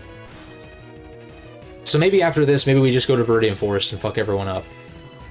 And, see what happens. I don't think this does very much. Even without Reflect, like... Oh, actually. Kind of surprised by that. Can you miss a Hydro Pump? Can you miss a Hydro Pump, please? Don't kill the Toidle. Look, man, I love Blastoise, but it's like, this thing is a problem. This Blastoise is a problem. I didn't expect Blastoise to be as much of a problem. I can't wait to fly to Viridian Forest and then have to come all the way the fuck back up here just for one level on Gar, which I could have done with the fucking rare candy, and he keeps landing Pump. He keeps landing fucking Pump. Fuck off. It's a lost cause. It's Jover. I should have used one of the rare candies on Gar, but I couldn't have known that it was going to be a speed tie. That's really ass. That's really shit. How close are you to leveling up, Gar? Can I do this, like, in Mount Silver? No. That's gonna take way too fucking long.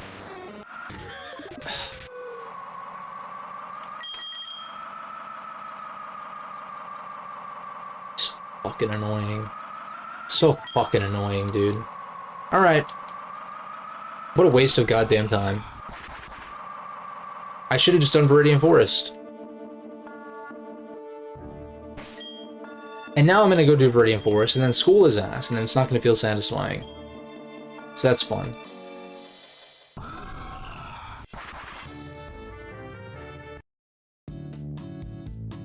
Don't hit me with this fucking nostalgic fucking bossa nova shit.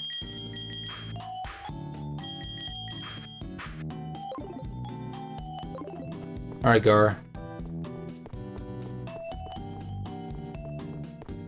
Let's get you one level so you outspeed Blastoise guaranteed. At the very least. We'll get Gar one level. Everyone else... I mean, I don't fucking know at this point. Alright.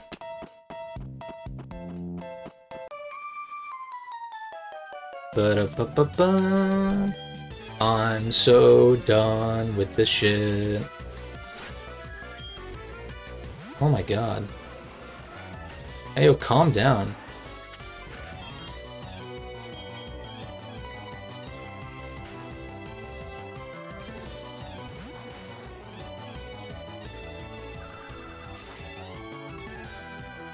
Leaf Blade on the poison type. Smart. Crit. No, never mind.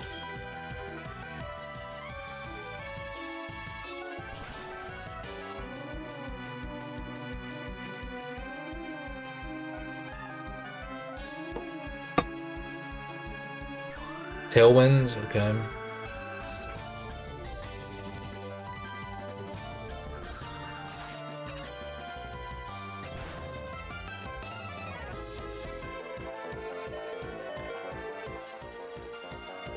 Fun! Fun, fun! This is so fun. I love waiting for animations to play out because Gen 4 is slow as shit. That's fun. Fun, fun.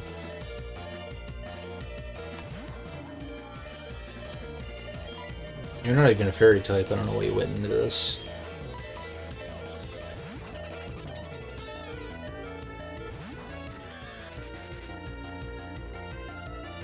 Oh, I see.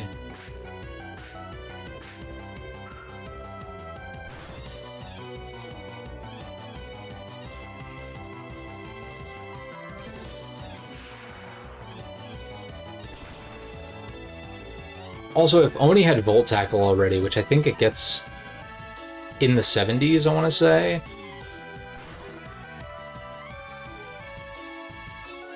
I was like, there's no way this kills me.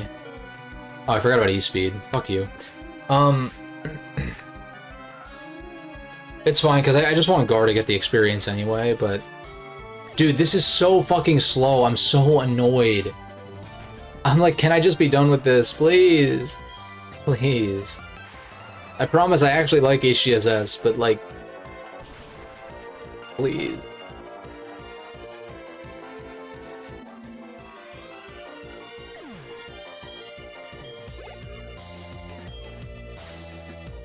Manectric. Evire's dead, which is my switch in.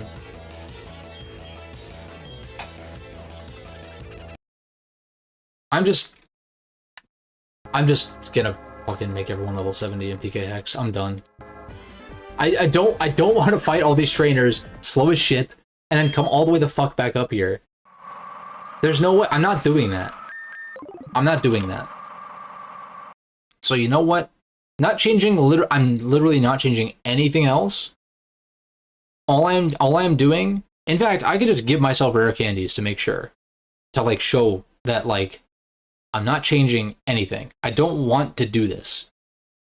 I wish Nature Mints and Ability Capsules were in the game so I didn't have to use this. Not have to, but like just it's annoying. I've gone over it before. I've gone over my qualms with in-game Pokemon in most cases. All right, Sacred Gold. How do I do this? Save items. Rare candy. We'll do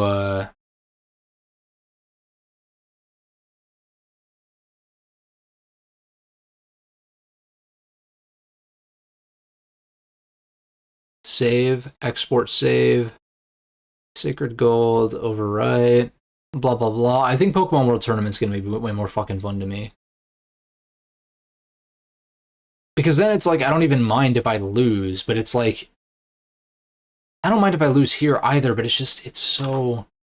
It's like my Mons aren't EV'd.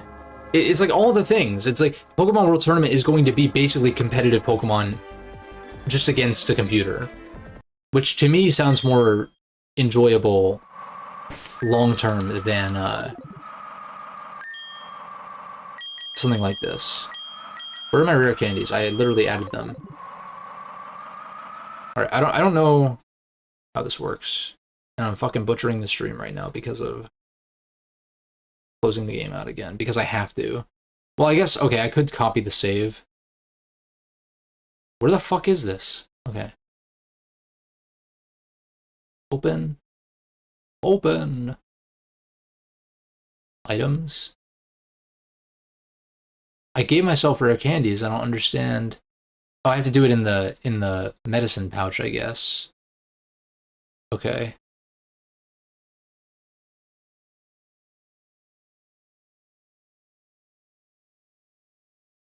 Save. Export save. Will this work?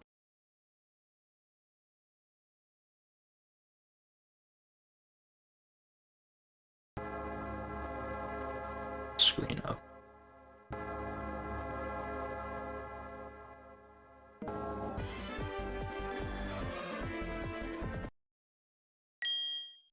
I hate getting like this, but it's just like, I don't know what else to say, man. It's fucking frustrating. There it is. Alright, we're not gonna level up everyone to like 90 or whatever. Let's just get everyone to 70. Alright? That's probably what I would have aimed for anyway. Fighting the other trainers and whatever. That's probably the baseline where I'd be like, alright, let's get everyone to level 70. So we'll do that.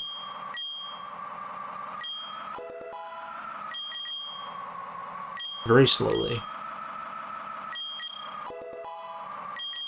So still, you know, 20 levels under leveled.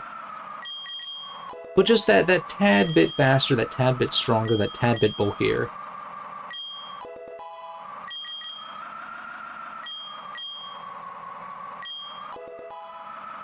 Just get everyone to 70. And then run it back. I still like the Scarf Evire, though. I think that is actually, like, the play. Because now it's like, okay, Typh will likely live...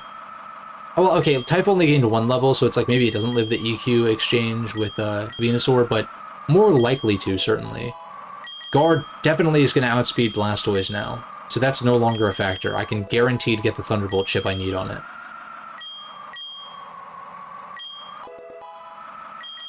And then Sucker Punch to kill, like, for sure.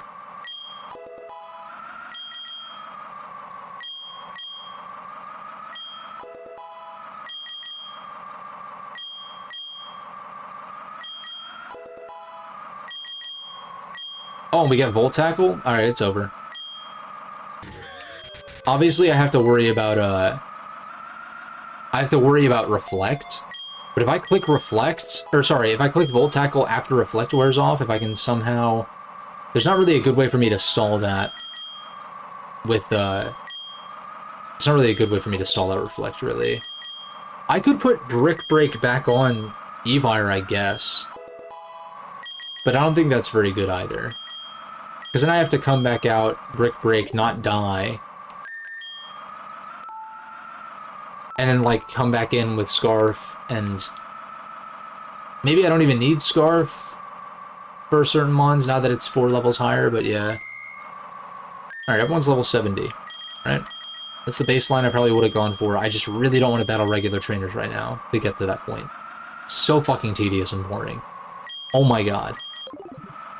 I swear I like Pokemon, I do. I do. It's just the in-game shit, it gets to me. Especially in these gens with, like, HMs and shit. It's just, like, it's so fucking... Whatever.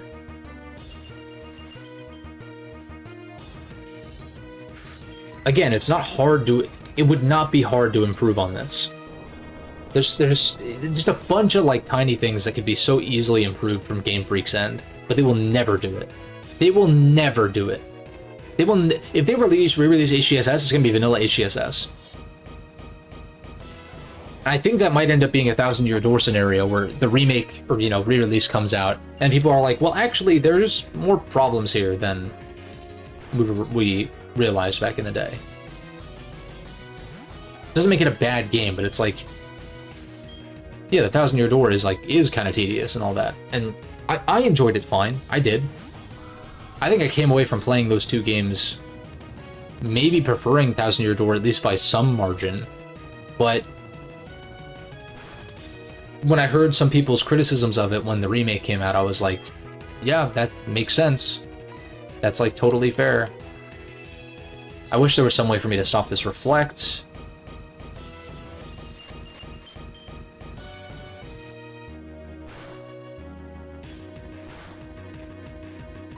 Because I obviously don't have speed, so I can't like taunt it. Again, Quick Claw could be an option, but I like the damage from black glasses. I guess not that it matters in this case, because this would still two-shot even without the black glasses. So the potential, it's like it'd be better for me to go for the Quick Claw proc taunt on that first turn when it goes to reflect, like just in case I outspeed.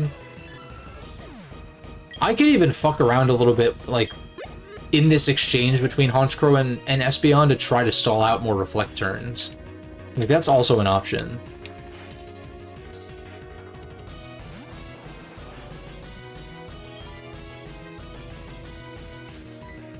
I think what I said last time was that Honchkrow is really not that valuable at this point. So I think I just get my damage with Sucker. I guaranteed outspeed with T-Bolt. Oh, reflect, yeah. Well, the chip is still worth it, I think. Alright, Blizzard kills, that's fine. You take Hail Chip. Even though I have Sash on Kingdra, and this is kind of not maybe the greatest play, T-Bolt did about half, right?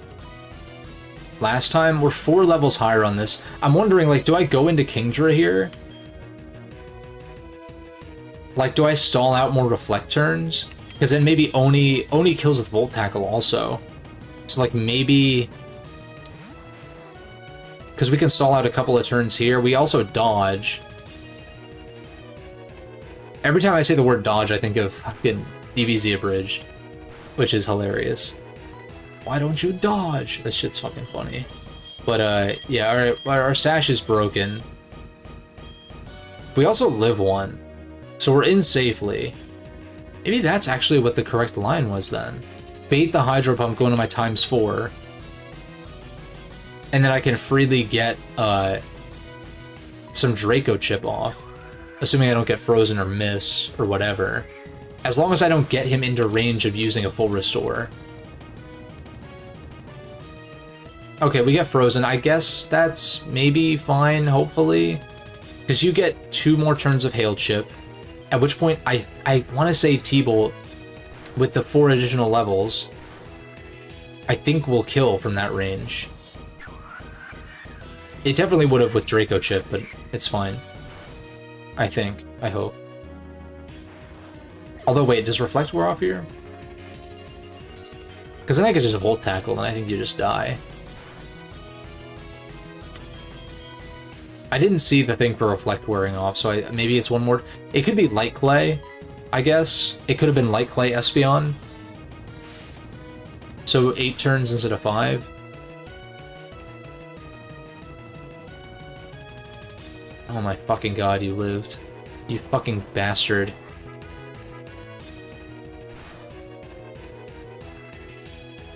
Do we live this now that we're 4 levels higher?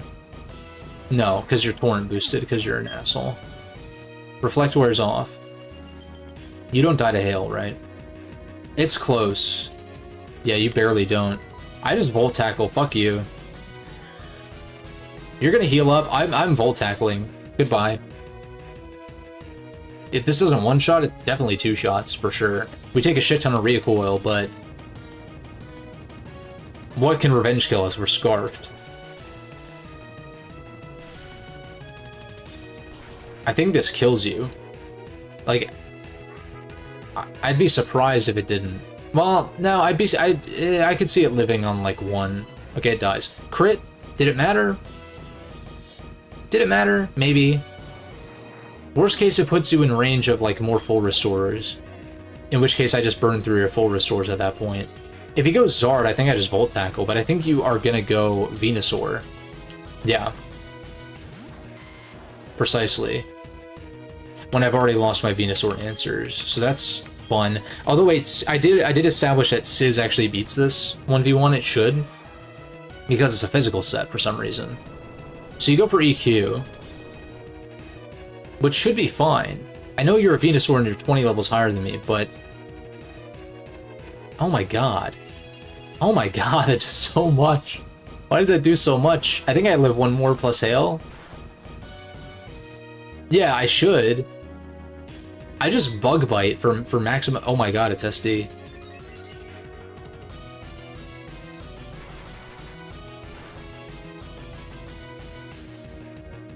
This should do a shit ton. And we ate the Occa Berry, so I can revenge it with, I can revenge it with Type. So let's think here. I've got CC, I've got Scarf Strength for Zard, and I've got CC. The problem is I need to come in twice because it's Scarf. So, let's think about this. If I want to not use items, because if I use items now, I definitely win. For sure. So I should have just prepped and like got to level 70 and just like did this the first time. But anyway, you live and learn, hanging on the edge of tomorrow. Live and learn, you may never find your way, whatever the fuck. But, let's think. If I sack Scizor here, Scizzor's useless against Typhlosion, Charizard. It can help with Snorlax. It can. I'm just trying to think. You're just gonna keep clicking EQ, right? So I can't really switch into anything else. I think I revenge kill this with Typh, because I'm banded, so I can't switch to Bullet Punch here. I would if I could. I'm just trying to think, like, Evire is crucial for Zard. And Evire might also be like, Typh is kind of crucial for this at this point. Withdraws. Goes into Zard. Okay. It's Pasho, so it's not Charty, so I don't have to eat my shirt, or whatever I said. Eat my shorts. Yeah, I can... Does BP kill Venusaur from that range? Because I'm like, I go into this to bait the fire move. Why the fuck would you Focus Blast?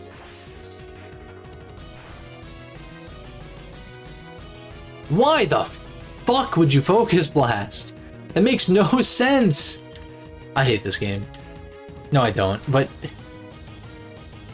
I hate this fight. Why the fuck would you do... Alright, I'm using a Max Revive, fuck you. What do I revive, though?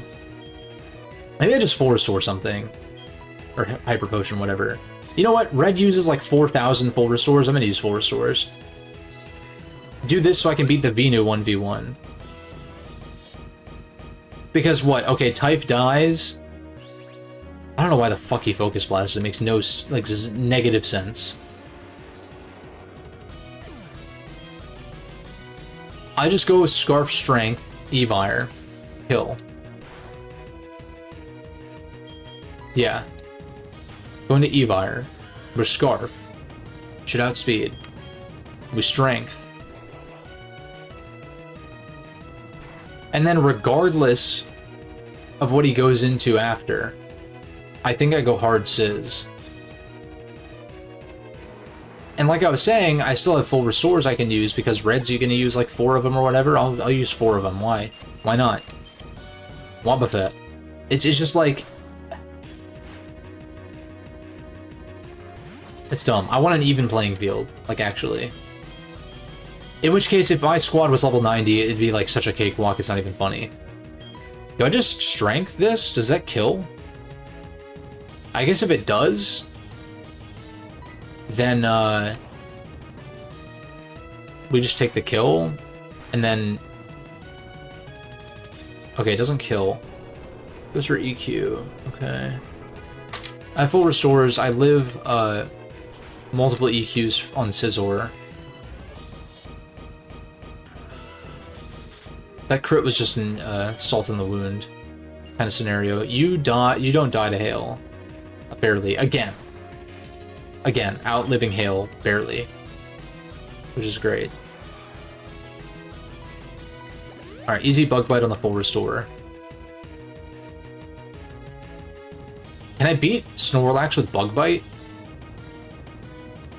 If I'm not going to use a max revive?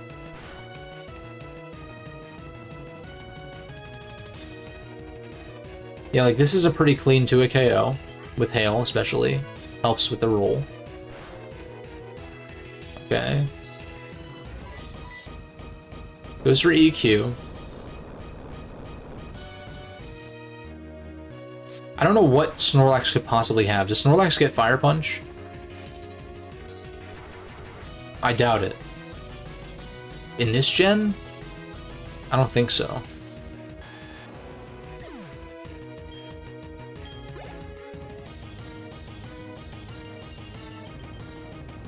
The problem is I'm choice band locked into a bug bite.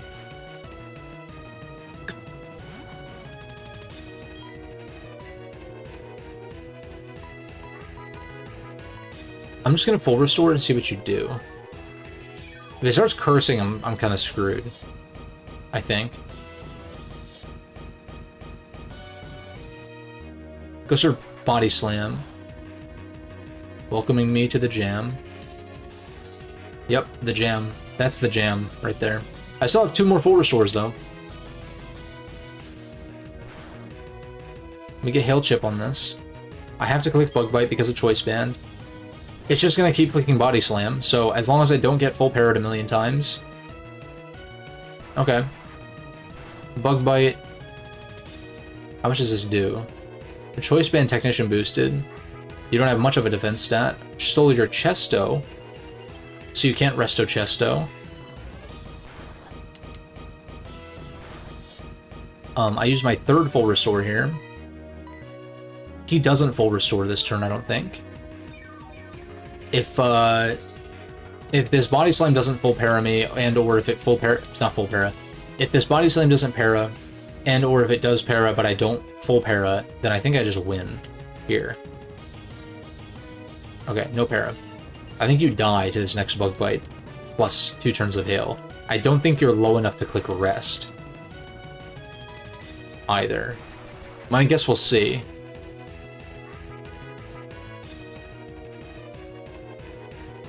Yeah, no, you just died a Bug Bite. Alright, goodbye. Even playing field, yeah, you know, 20 levels under. I used 3 full restores, right? Not 4. Yeah, get fucked, idiot. Also, there's an item there, but I'm not coming back. Yeah, I should have just leveled to 70 to begin with. That's what I normally would have done if I wasn't trying to save time, and then I ended up wasting a bunch of time, doing a bunch of attempts, and so... That's how it goes. It's different when I'm playing games like this off-stream, or when I'm like...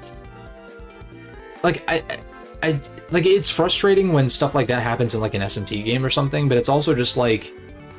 I'm not, like, on a time crunch, and there's not really a time crunch per se, but it's like... I'm finishing this today, tonight, and I'm trying not to be here until, like, 2 in the morning. You know what I mean? So, whatever, man. Not regarding that fight, but this hack needs more polish, yeah. I think Aurora Crystal is fully justified. I'm looking forward to it. Try not to be... I'll try not to be a dick about, like, whatever... The problems I have are really, like, when I'm getting pissed off like that, it's really less so the hack, it's just, like... It's just Pokemon. It's just Pokemon, man. Like... I know it doesn't make much sense to get, like, upset about it or whatever, but it's just, like... When I'm on a time crunch like this and I'm just like trying to finish things up, it's just like, can we just be done, please? And ultimately, I played by the same rules as Red. A few full restores, because he does the same bullshit. Which it is bullshit. It is bullshit. Again, if the NPCs didn't use... not held items. If they didn't use healing items at all, then I would abide by the same rules. Or be more likely to do that more regularly. Because that's something that I kind of like started doing partway through this playthrough, I think. Was doing that on boss fights. It's just like... This is why I think some of these things need to be instilled into the game design and not just be a self-inflicted challenge. Because like, okay, I won't use healing items, but then my opponent is. And like, yeah, I have the advantage of being a human. Granted, this AI, the CPU AI is sometimes so unpredictable that it's like, sometimes just like random shit comes out and I'm just like, I don't know how I'm supposed to play around that. And I don't think it was a read. And if it was a read, is it reading inputs? Is it actually reading what I'm inputting before inputting its own answer, right? That's another thing, is a lot of turn-based RPGs is like, you go, they go. Or like vice versa, whatever. I take my turn, I use up all my press turns, then the enemy goes, and they have their turn. Whereas Pokemon, it is like based on speed stats who goes first, but you're selecting the moves simultaneously. So there's more room for speculation as far as like, is this Pokemon game reading my choices before making its own choice? Because like that could be happening on the back end in certain cases. Like I think Stadium is famous for that, or infamous for that in certain ways. But Stadium is also like, it's a Gen 2 game, so like EVs are a thing, but everything's maxed. And like, especially if you're using rental Pokemon, then it's like, you should be on an even playing field in that regard. Everyone's the same level in like Gym Leader Castle or whatever. And so yeah, I think stuff like Pokemon World Tournament, I think like the Stadium games, I think it just sounds more appealing to me in some ways. And like even the GameCube games, because it's doubles, and so it's more dynamic on the field, that's important, especially in the single player sense. I've gone over it a lot. Like in competitive, I think that singles is very dynamic and very layered and multifaceted and stuff. It's just, I just don't think it works that well in a single player RPG, especially when you're trying to crank the difficulty up like this. Like there's a reason, I think it just gets frustrating after a certain point, or you're having to optimize to such a degree that sounds so tedious and boring to me. I don't want to EV train, I don't want to breed for perfect IVs and shit like that in like a playthrough of an RPG. Right? For competitive sake, I still think it's bullshit, but like, fine. Whatever.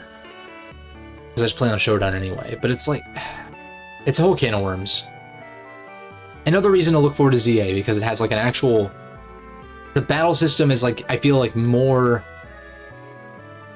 At least based on how it was in Arceus, like with, you know, the late game fights that actually were fights, and not just cakewalks. It's like, this is an actual JRPG battle system, like something that, like it has the FF10 turn order, like it has some things, like it's different, but I think it works better for a single player JRPG versus the standard battle system.